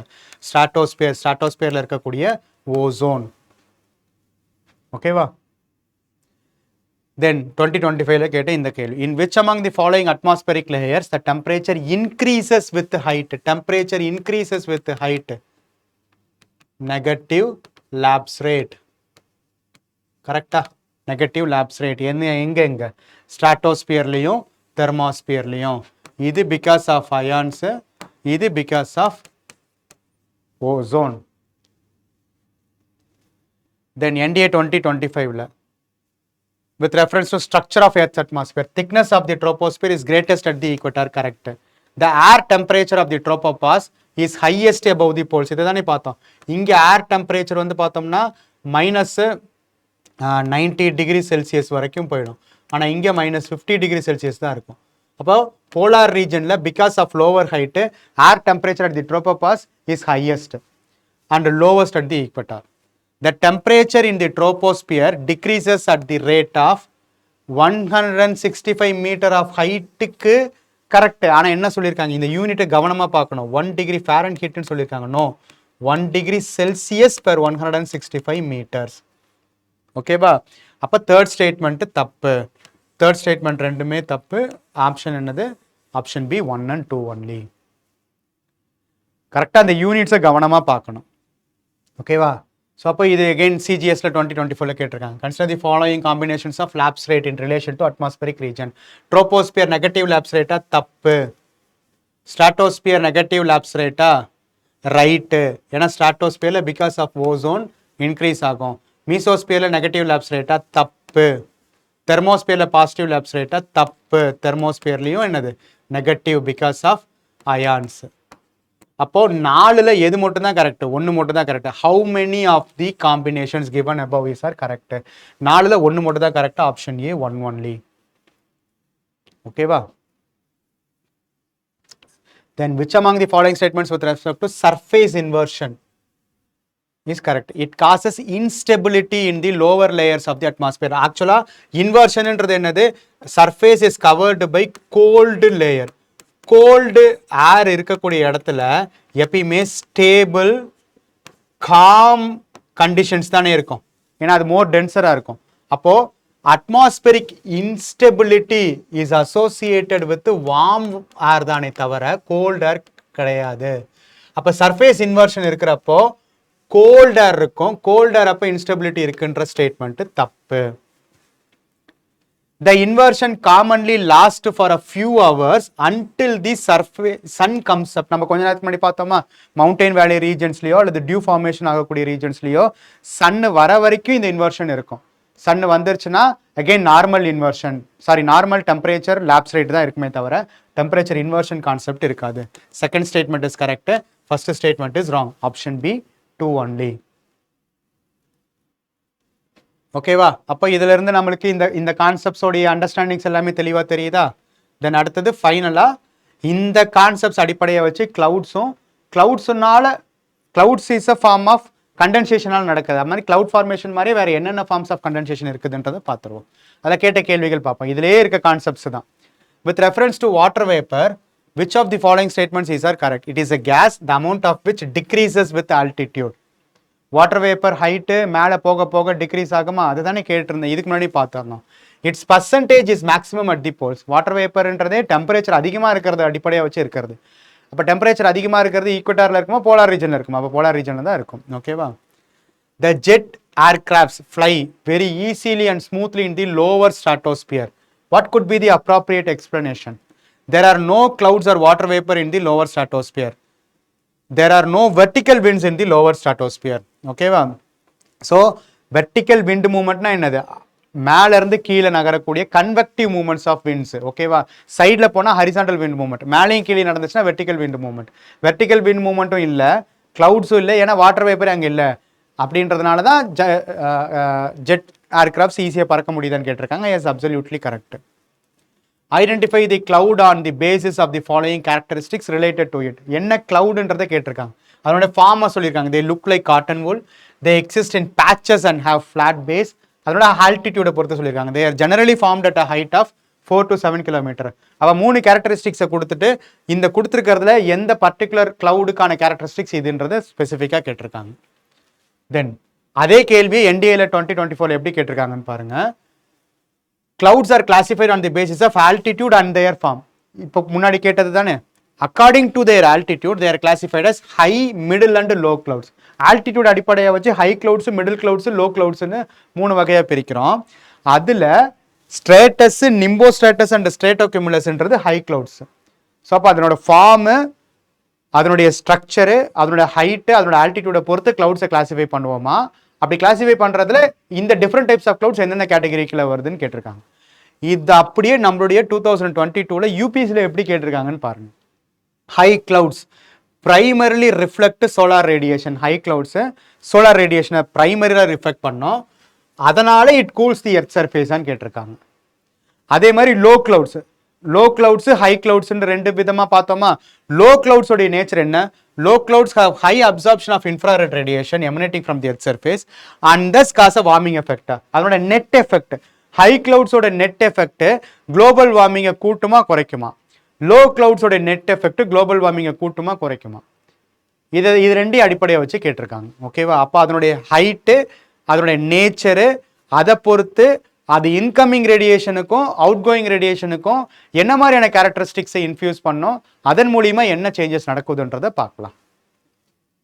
இப்போ forms of கண்டென்சேஷனில் dew, fog, mist, frost இதெல்லாமே forms of condensation. ஒரு water vapour 0 degree செல்சியஸுக்கு மேலே condensation நடந்தால் ஒரு ஃபார்மில் இருக்கும், 0 டிகிரி செல்சியஸ்க்கு கீழே கண்டென்சேஷன் நடந்தால் ஒரு ஃபார்மில் இருக்கும். அதுதான் டிஃப்ரெண்ட் ஃபார்ம்ஸ் ஆஃப் கண்டென்சேஷன் சொல்லுவோம். Dew drops are not formed on cloudy night. Clouds இருக்கக்கூடிய நைட்டில் டியூ டிராப்ஸ் ஃபார்ம் ஆகாது அப்படின்னு சொல்கிறாங்க. அதுக்கு காரணம் என்னன்னு கேட்குறாங்க. Clouds absorb the radiation released from the earth சர்ஃபேஸா, கிளவுட்ஸ் ரிஃப்ளெக்ட் பேக் தி ரேடியேஷனா, earth surface would have lower temperature on cloudy நைட்ஸா, clouds deflect the blowing wind to the ground லெவலா. அகெயின் கிளவுட்ஸோட ப்ரெசன்ஸு வித்தின் தி அட்மாஸ்பியரு, அதனால் ஏற்படக்கூடிய சேஞ்சஸும் அது எப்படி forms of condensation influence பண்ணுவோம்னு கேட்டிருக்காங்க. 2025 கேட்ட இன்னொரு ஒரு ஃபார்ம் ஆஃப் கண்டென்சேஷனை பாருங்க. Which of the following statements with reference to sleet is a different form of condensation? Sleet is frozen raindrops and refrozen melted snow water அப்படின்னு கேட்டிருக்காங்க. It occurs when a layer of air with the temperature below freezing point overlays a warm layer near the ground. Temperature inversionல surface inversion பார்த்தோமா? அப்போ அந்த surface இன்வர்ஷனுக்கான ஸ்டேட்மெண்ட்டை வச்சுட்டு இந்த statement அடிப்படையை வச்சு இந்த கண்டிஷனில் ஸ்லீட் ஃபார்ம் ஆகுமான்னு கேட்டிருக்காங்க. ஓகேவா? இப்போ இதெல்லாம் தான் கிளவுட்ஸு அண்டு கிளவுட்ஸ் ஃபார்ம் ஆகக்கூடிய ஃபார்ம்ஸ் ஆஃப் கண்டென்சேஷனுக்குள்ளார கேட்கப்பட்டிருக்கக்கூடிய கேள்விகள். அப்போ இந்த கேள்விகள் அடிப்படையை வச்சு நம்ம பேசிக் கண்டென்ட்ஸை பார்த்துடலாமா? நமக்கு பேசிக்காக என்ன தெரியும்? வாட்டர் வேப்பர் அப்படின்றது லாட்டிடியூடினல் வைஸ் ஈக்குவட்டோரியல் ரீஜன் அதிகமாக இருக்கும். ஏன்னா ஈக்குவட்டோரியல் ரீஜனில் டெம்பரேச்சர் அதிகமாக இருக்கும், வாட்டர் அதிகமாக இருக்கும். போலார் ரீஜனை நோக்கி போக போக போக வாட்டர் வேப்பர் குறையும். அதே மாதிரி தான் ஆல்டிடியூடினல் வைஸும். ஆல்டிடியூடினல் வைஸ் ஹைட்டு கூட கூட கூட நமக்கு வந்து வாட்டர் வேப்பருடைய ப்ரெசன்ஸு குறையும். ஏன்னா டெம்பரேச்சர் குறையிறதுனால. அப்போ வாட்டர் வேப்பரு ஹைட்டு போக போகவும் குறையும், ஆல்டிடியூடு லாட்டிடியூட் இன்க்ரீஸ் ஆகவும் குறையும். ஓகேவா? அப்போ இதை வச்சு தானே கேள்விகள் கேட்டுட்டு இருக்காங்க. இப்போ இந்த வாட்டர் வேப்பரோடைய ஃபார்மேஷனுக்கான ஃபேக்டரே என்னது? நம்ம சோலார் ரேடியேஷன் வரப்போகும்போது water absorbs that heat and through the process of evaporation water வேப்பரா வாட்டர் ஃபர்ஸ்ட் அந்த ஹீட் அப்சர்வ் பண்ணும் in the form of conduction. ஆனால் வாட்டருக்குள்ளார அது என்ன நடக்கும்? கன்வெக்ஷன் மூவ்மெண்ட் நடக்கும். கன்வெக்ஷன் மூவ்மெண்ட்னால வாட்டர் மாலிகூல்ஸ் நகர்ந்ததுக்கு அப்புறம் அது ரிலீஸ் பண்ணக்கூடிய வாட்டர் வேப்பரும் again in the form of convection மூலியமா மேலே நகரும். அப்படி evaporated water in the form of water vapour when it is rising to the above level, மேலே ரைஸ் ஆக we know that temperature decreases with increasing altitude. அப்போ இந்த temperature அதிகமாக இருக்கிறப்போ வாட்டர் வேப்பரா மாறுது. அப்போ அந்த வேப்பர்ல டெம்பரேச்சர் குறைய போகும்போது எகைன் திரும்ப வாட்டரா மாறுமா? அந்த வாட்டர் டிராப்லெட்ஸ் அது மாறி அந்த வாட்டர் டிராப்லெட்ஸ் அட்மாஸ்பியர்ல இருக்கக்கூடிய டஸ்டோட கிளிங் ஆகி அட்டாச் ஆகி ஃபார்ம் ஆகிறது தான் கிளவுட்ஸ். அப்போ கிளவுடோட formation is as a result of condensation தான். கரெக்டா? அப்போ இந்த கண்டென்சேஷனுக்கு அது ரெயின்ஃபாலா பிரிசிபிடேஷனா வருதா இல்லையான்றது அதனுடைய ரிலேட்டிவ் ஹியூமிடிட்டின்னு சொல்லக்கூடிய அந்த சேச்சுரேஷன் பாயிண்ட்டை பொறுத்து இருக்கு. ஓகேவா? அப்போ ரிலேட்டிவ் ஹியூமிடிட்டி அப்சல்யூட் ஹியூமிடிட்டின்னு ரெண்டு இருக்கு. அப்சல்யூட் ஹியூமிடிட்டி அப்படின்னா என்னன்னா actual amount of moisture present in an air column. ஒரு ஏர் பார்சல் எடுத்துக்கிட்டோம்னா அந்த ஏர் பார்சல்ல ஒரு 10 கிராம் ஆஃப் மாய்ஸ்சர் கண்டென்ட் இருக்குதுன்னா அந்த 10 கிராம்ன்ற அந்த நெட் வெயிட் தான் அப்சல்யூட் ஹியூமிடிட்டின்னு சொல்லுவோம். இப்போ அந்த ஏர் பார்சலோட மேக்ஸிமம் ஹோல்டிங் கெப்பாசிட்டியோட ரிலேட் பண்ணி அதோட ரேஷியோவை சொன்னோம்னா அது ரிலேட்டிவ் ஹியூமிடிட்டி. இப்போ இந்த ஒரு ஏர் பார்சல் எடுத்துக்கிறோம். இந்த ஏர் பார்சல் சர்ஃபேஸ்ல இருக்கு. இந்த ஏர் பார்சல் சர்ஃபேஸ்ல இருக்க போகும்போது 30 டிகிரி செல்சியஸ் இருக்கு. ஓகேவா? இந்த 30 டிகிரி செல்சியஸ் இருக்க போகும்போது இதனால ஒரு 50 கிராம் ஆஃப் மாய்ச்சரை ஹோல்ட் பண்ணிக்க முடியும். ஓகேவா? மேக்ஸிமம் ஹோல்டிங் கெப்பாசிட்டி 50 கிராம் இருக்கும். ஆனால் actual amount of moisture 10 gram தான் இருக்குன்னு வச்சுக்கோங்க. அப்போ இதனுடைய அப்சல்யூட் ஹியூமிடிட்டின்றது 10 கிராம்ஸ், ஆனால் ரிலேட்டிவ் ஹியூமிடிட்டின்றது 10/50. எவ்வளோ? 1/5, 20% தான் relative humidity. Relative humidity is expressed in the form of percentage. இந்த ஹோல்டிங் கெப்பாசிட்டி மேலே போக போக போக டெம்பரேச்சர் குறையிறதுனால ஒரு ஏர் பார்சலுக்கு ஹோல்டிங் கெப்பாசிட்டி குறையும். ஆனால் மாய்ஸ்சர் கண்டென்ட் அதுவே தான் இருக்கும். ஏன்னா மேலே போக போக போக டெம்பரேச்சர் குறைஞ்சிக்கிட்டே இருக்கும். அப்போ ஒரு பர்டிகுலர் டெம்பரேச்சரில் 10 கிராம் ஆஃப் மாய்ஸ்சர் இருக்குதுன்னா அந்த ஏர் பார்சலால் மேக்ஸிமம் 10 கிராமை தான் ஹோல்ட் பண்ண முடியும். எந்த பர்டிகுலர் டெம்பரேச்சரில் இந்த 100%ன்ற ரிலேட்டிவ் ஹியூமிடிட்டியை ஒரு ஏர் பார்சல் ரீச் ஆகுதோ அந்த பர்டிகுலர் பாயிண்ட் தான் சேச்சுரேஷன் பாயிண்ட் அல்லது டியூ பாயிண்ட் அல்லது கண்டென்சேஷன் பாயிண்ட் இப்படின்னு சொல்லுவோம். Condensation point. இந்த சேச்சுரேஷன் பாயிண்ட் ரீச் ஆகக்கூடிய டெம்பரேச்சரை பொறுத்து அது ரெயின்ஃபாலா வருதா, ஸ்னோஃபாலா வருதா, ஹெயில் ஸ்டோன்ஸா வருதா, ஸ்லீட்ஸா வருதான்றது டிஃபைன் ஆகும். இப்போ இந்த சேச்சுரேஷனே -5 டிகிரியில் நடக்குதுன்னு வச்சுக்கோங்க. அப்போ அது டைரக்டா இந்த கிளவுட்ஸுக்குள்ளார இருக்கிறது ஸ்னோஃபால்ஸா விழுந்துரும். ஓகேவா? அப்போ இந்த கண்டென்சேஷன் ப்ராசஸ்ன்றது என்ன நடக்கும்? when an air parcel holding moisture rising above the atmosphere, it experiences lower temperature. Due to lowering of temperature, its moisture holding capacity is getting reduced. Moisture holding capacity reduce ஆக relative humidity உடைய percentage கூடிக்கிட்டே இருக்கும். When relative humidity reaches 100%, it attains its saturation level. That particular temperature at which that saturation level attainment is called as dew point or condensation point. எந்த டெம்பரேச்சர்ல அந்த condensation point நடக்குதோ அதை பொறுத்து அதனோட form decide பண்ணப்படும். ஓகேவா? ஸோ இதெல்லாம் தான் basics of clouds and condensation process. அப்போ இதில் நமக்கு ஆல்டிடியூடை பொறுத்தும் அதனுடைய ஃபார்மை பொறுத்தும் clouds are categorised into different types. So around 2 kilometre 2000 metres வரைக்கும் இருக்கக்கூடிய கிளவுட்ஸை நம்ம லோ கிளவுட்ஸ்னு சொல்லுவோம். அரவுண்ட் 7000 மீட்டர்ஸ் அல்லது 7 கிலோமீட்டர்ஸ் வரைக்கும் இருக்கக்கூடிய கிளவுட்ஸை மிட் கிளவுட்ஸ்னு சொல்லுவோம். அதுக்கு மேலே இருக்கிறது 12000 மீட்டர்ஸ் வரைக்கும் இருக்கிறது 12 கிலோமீட்டர் வரைக்கும் இருக்கிறது ஹை கிளவுட்ஸ்னு சொல்லுவோம். ஓகேவா? ஸோ அப்போ இது வந்து ஹைட்டை பொறுத்து லோவா மிட்டா ஹை கிளவுட்ஸான்றது கிளவுட்ஸ் ஹைட்டை பொறுத்து பிரிப்போம். அதோட ஃபார்மை பொறுத்து. ஓகேவா? அந்த ஃபார்மை பொறுத்து இப்போ நிம்போ அப்படின்றது ரெயின் பியரிங் கிளவுட்ஸ்ன்னு சொல்லுவோம். ஸ்ட்ராட்டஸ்ன்றது ஸ்ட்ராட்டிஃபைடு லேயர் பை லேயராக இருக்கிறது. கியூமுலஸ்ன்றது காட்டன் உல் ஷேப்டு. ஓகேவா? சிர்ரோ அப்படின்றது ஹை ஒரு ஃபெதர்லி ஷேப்டு ஸ்ட்ரக்சர்ல இருக்கும். அப்போ இந்த காம்பினேஷனை பொறுத்து லோவர் லெவல்ல ரெயின் பியரிங் காட்டன் உல் கிளவுட்ஸா இருந்துச்சுன்னா அதை கியூமுலோ நிம்பஸ் கிளவுட்ஸ்னு சொல்லுவோம். ஸ்ட்ராட்டிஃபைடு பட் உள்ளன் ஷேப்ல இருந்துச்சுன்னா அது ஸ்ட்ராட்டோ கியூமுலஸ். மிட் லெவல்ல இருந்துச்சுன்னா அது ஆல்டோ. மிட் லெவல்ல தான் ஆல்டோன்னு சொல்றது. Alto cumulus and alto stratus. Higher லெவல்ல இருக்கிறத சிர்ரோ கியூமுலஸ் அண்ட் சிர்ரோ ஸ்ட்ராட்டஸ்ன்னு சொல்லுவாங்க. ஸோ அப்போ ஹைட்டை பொறுத்தும் அதனோட ஃபார்மை பொறுத்தும் டிஃப்ரெண்ட் கிளவுட்ஸ் ஆர் தேர். இந்த டிஃப்ரெண்ட் கிளவுட்ஸ்னுடைய நேச்சர் அடிப்படையாக வச்சு it plays a huge role in determining the temperature with respect to incoming solar radiation and outgoing terrestrial radiation.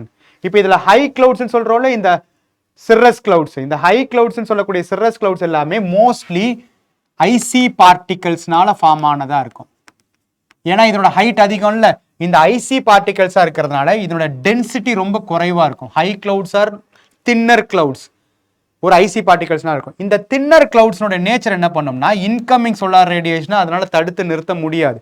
So it allows more amount of incoming solar radiation and it traps outgoing terrestrial radiation. Traps in the sense இது ரிஃப்ளெக்டும் பண்ணும். Reflect பண்ணி திரும்ப அந்த ரீரேடியேஷன் அனுப்பும்.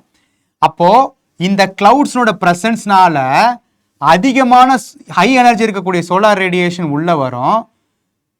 Low amount of solar infrared ரேடியேஷனையும் தான் அது வெளியில விடும்.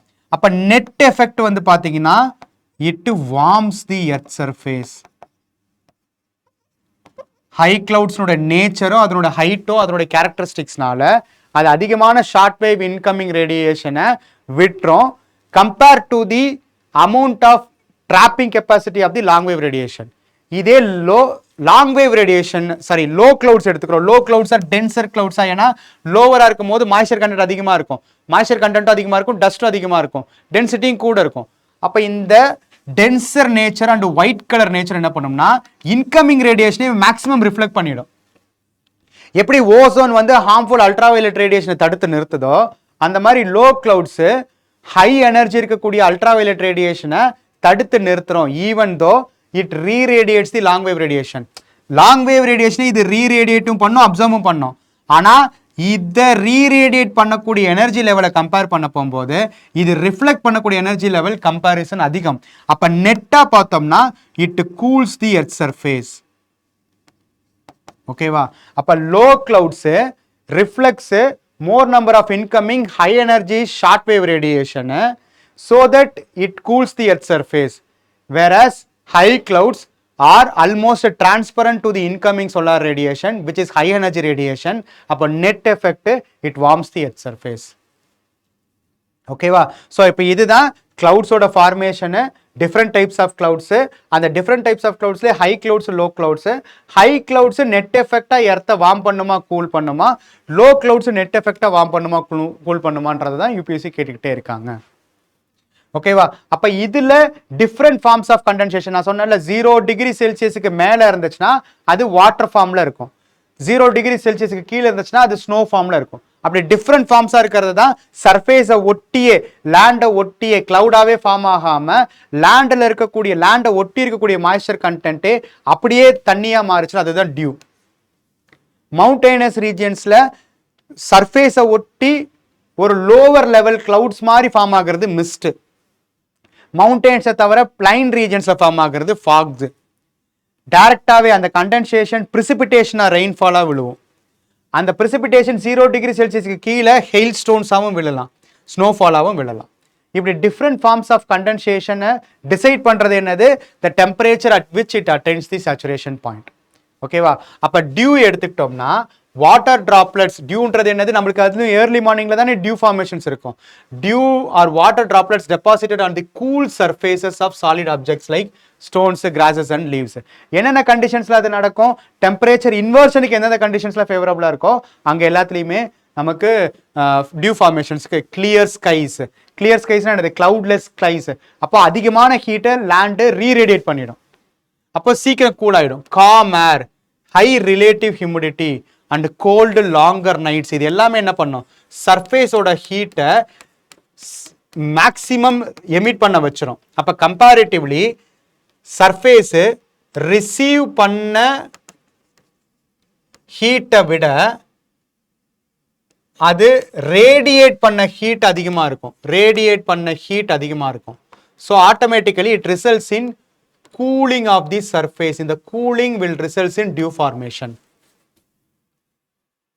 polar மாதிரியான regionsல டைரக்டாவே icy particles frost ஆவே கன்வெர்ட் ஆகும் minute ice crystals formed on the cold surfaces when condensation occurs below freezing point 0 degree celsius க்கு மேல போகும்போது ice particles ஆவே விழுந்துரும் அத frost ன்னு சொல்லுவோம் ஓகேவா சோ அதே சர்ஃபேஸை ஒட்டி டெல்லி மாதிரியான ரீஜன்ஸ் சர்ஃபேஸை ஒட்டி லோவர் லெவல்ல கிளவுட்ஸ் ஆவே ஃபார்ம் ஆகிறது கிளவுட்ஸ் ஆவே மேல போய் ஃபார்ம் ஆகாம ஒரு நம்மளோட டஸ்ட் பார்ட்டிகல்ஸ் அல்லது அதர் பொல்யூட்டன்ஸோட அட்டாச் ஆகி low level surface level clouds தான் நம்ம ஃபாக்ஸ்ன்னு சொல்லுவோம் a cloud near or at the ground level formed when air cools suddenly causing condensation on dust particles இதோட சேர்த்து ஸ்மோக்கும் இருக்க போகும்போது அது harmful smog ஆ மாறுது which is dangerous conditions in cities like Delhi இதே mountainous regionsல mist ஃபார்ம் ஆகும் mountainous regionsல comparatively moisture content அதிகமா இருக்கும் ஓகேவா plain dry continental regions விட contains more moisture than fog each nuclei is surrounded by a thicker moisture layer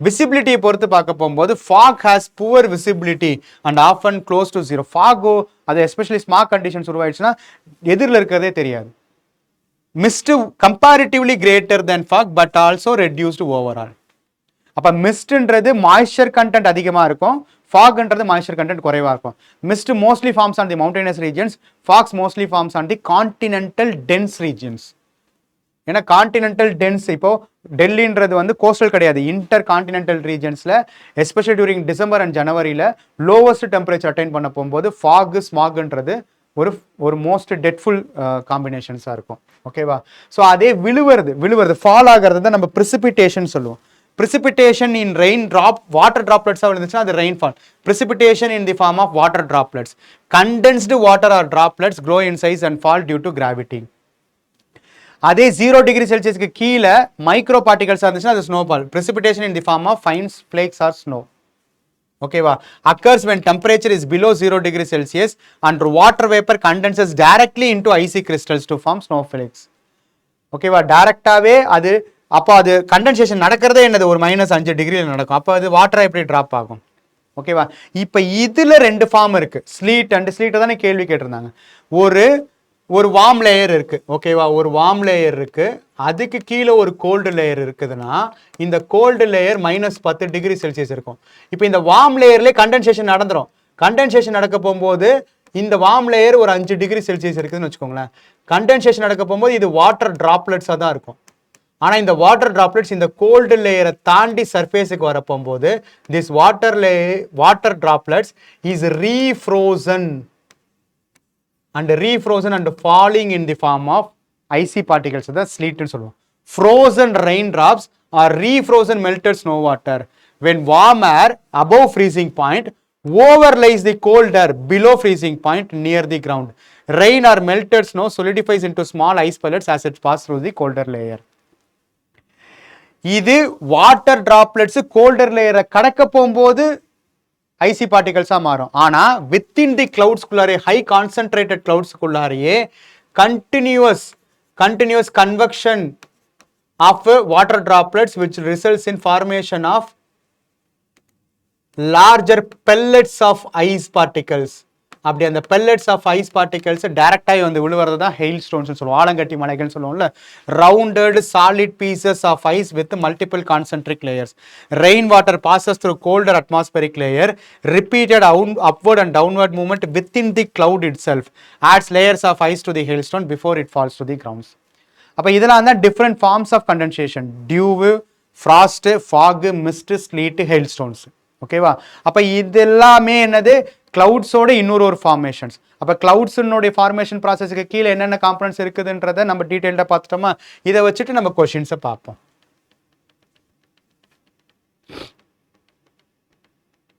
இப்போ questions பாருங்க. Water vapour, which of the following statements is correct? It is a gas, the amount of which decreases with altitude. Correct. Its percentage is maximum at the poles கிடையாது. Its percentage is maximum at the equatorial regions. The answer for this question என்னது? Option A, 1 only. Then the jet crafts fly very easily and smoothly in the lower stratosphere because lower stratosphere no clouds, no water vapor is present over there. Yes, correct. இங்க ஓசோனோட strong stable wind systems இருக்கிறதுனால no vertical winds in the lower ஸ்ட்ராட்டோஸ்பியர்ன்றதும் correct. அங்கே vertical movement of winds இருக்காது. ரெண்டுமே கரெக்டானது தான். இதை கேட்டிருந்தோமா? எது காட்டன் டைப்ல இருக்கும், ஃபிளாட் பேஸ் அண்ட் பேச்சஸாக இருக்கும், ஹைட் ஆஃப் 4 to 7 கிலோமீட்டர்ஸ் வரைக்கும் எக்ஸ்டெண்ட் ஆயிருக்கும். என்ன ஸ்டேட்டஸ், என்ன clouds? கியூமுலஸ் clouds.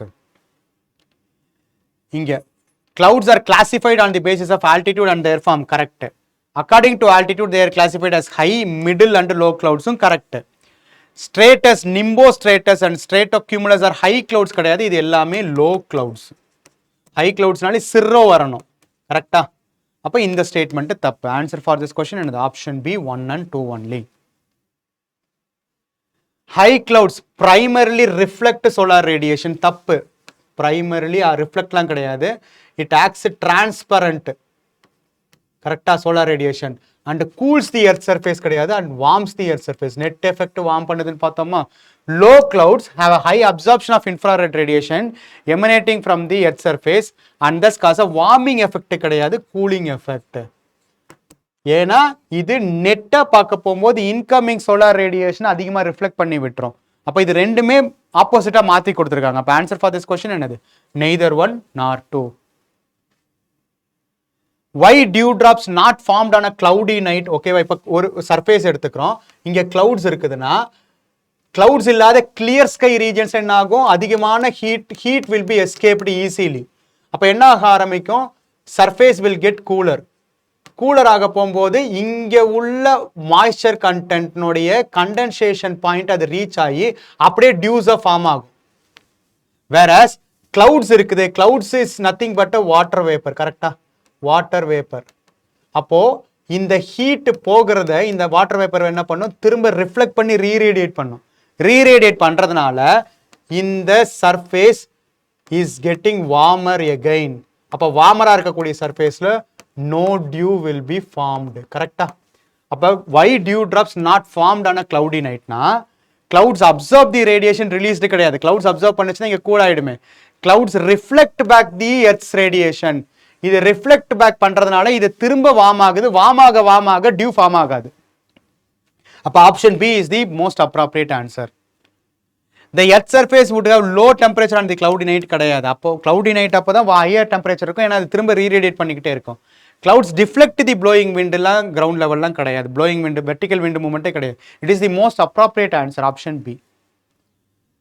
Which of the following statements with reference to sleet is are correct? Sleet is a frozen raindrops and refrozen melted snow water. இதை தானே நம்ம பார்த்தோம். Correct. It occurs when a layer of air with a temperature below freezing point overlays a warm layer near the ground. அப்படியே ஆப்போசிட்டா தப்பா கொடுத்திருக்காங்க. Temperature of above freezing point இருக்கக்கூடிய warmer layer overlays the below freezing point இருக்கக்கூடிய colder layer இருக்க போகும்போது தான் water droplets is converted into solid particles and falls in the form of sleets. அப்ப இங்க அப்படியே ஆப்போசிட்டா கொடுத்திருக்காங்க. When a layer of air with a temperature below freezing point overlays a warmer layer near the ground surface என்றது அப்படியே தப்பு. இப்படி நடந்தா ஸ்லீட்டே ஃபார்ம் ஆகாது. அப்ப ஆன்சர் ஃபார் திஸ் क्वेश्चन என்னது? Option A 1 only. ஓகேவா? ஸோ அப்போ இதோட நமக்கு இந்த செஷன்ஸ் வந்து முடிவுக்கு வருது. ஓகேவா? ஸோ அப்போ நம்ம இந்த பர்டிகுலர் கிளைமட்டாலஜியில் இருக்கக்கூடிய முக்கியமான தீம்ஸ் எடுத்து இந்த கொஷின்ஸை டீட்டெயில்டாக டிஸ்கஸ் பண்ணி அதுக்கு ரிலேட்டடான கண்டென்ட் மூலிமா கன்செப்சுவல் நாலேஜ் வந்திருக்கு. ஓகேவா? ஸோ அப்போ இந்த செஷன்ஸை பிஒய்க்யூவை திரும்ப நீங்கள் ஒரு தடவை ப்ராக்டிஸ் பண்ணுங்கள். இந்த கான்செப்சுவலில் கிளாரிட்டி வச்சுக்கோங்க. இது ரிலேட்டடாக இருக்கக்கூடிய ப்ராக்டிஸ் கொஷின்ஸை டிஸ்கிரிப்ஷன் பாக்ஸில் இருக்குது. அந்த டிஸ்கிரிப்ஷன் பாக்ஸில் இருக்கிறத டவுன்லோட் பண்ணி டெஸ்ட் எழுதி பாருங்கள். அதோட எக்ஸ்ப்ளனேஷன் காப்பியும் அதில் அட்டாச் பண்ணியிருக்கோம். ஓகேவா? ஸோ அப்போ இந்த செஷன்ஸை கண்டினியூஸாக ஃபாலோ பண்ணுங்கள். ஒவ்வொரு நாளும் கொடுக்கக்கூடிய வீடியோஸை அப்போவே ஃபாலோ பண்ணி அன்றைக்கே அந்த டார்கெட்டை முடிச்சிட்டிங்கன்னா அந்த வித்தின் அ வீக்கு அந்த பர்டிகுலர் சப்ஜெக்ட்ஸை நம்ம கம்ப்ளீட் பண்ணிடலாம். அந்த வீக்கெண்டில் சாட்டர்டே நடக்கக்கூடிய டெஸ்ட்டை ஃபாலோ பண்ணலாம். டெஸ்ட்டுக்கு அப்புறம் சண்டேல அதோட டிஸ்கஷன்ஸை முடிச்சிட்டிங்கன்னா அந்த ஒன் பர்டிகுலர் வீக்கில் அந்த ஒன் சப்ஜெக்டை கம்ப்ளீட் பண்ணிடலாம். இப்படியே மே வரைக்கும் இந்த சீரீஸை கண்டினியூஸாக ஃபாலோ பண்ண டெஃபினட்டாக ப்ரிலிம்ஸ் ஈஸியாக கிளியர் பண்ணிடலாம். ஓகேவா? ஸோ விஷன் 1000 மிஷன் 100 இனிஷியேட்டிவை ஃப்ரீக்வெண்ட்டாக யூஸ் பண்ணிக்கோங்க. இதனோட அப்டேட்ஸ் எல்லாமே உங்களுக்கு நான் முதல்வன் ஸ்டடி ஹால்ன்ற டெலிகிராம் சேனல்ஸில் ஃபர்தராக வந்துக்கிட்டே இருக்கும். ஸோ ஸ்கெடியூலும் நாங்கள் டிஸ்கிரிப்ஷனில் கிளியராக கொடுத்துருக்கோம். அந்த சேனலை நீங்கள் சப்ஸ்கிரைப் பண்ணிட்டீங்கன்னா உங்களுக்கு எல்லா விதமான அப்டேட்ஸும் கிடைக்கும். கண்டினியூஸாக ஃபாலோ பண்ணுங்கள். Thank you friends.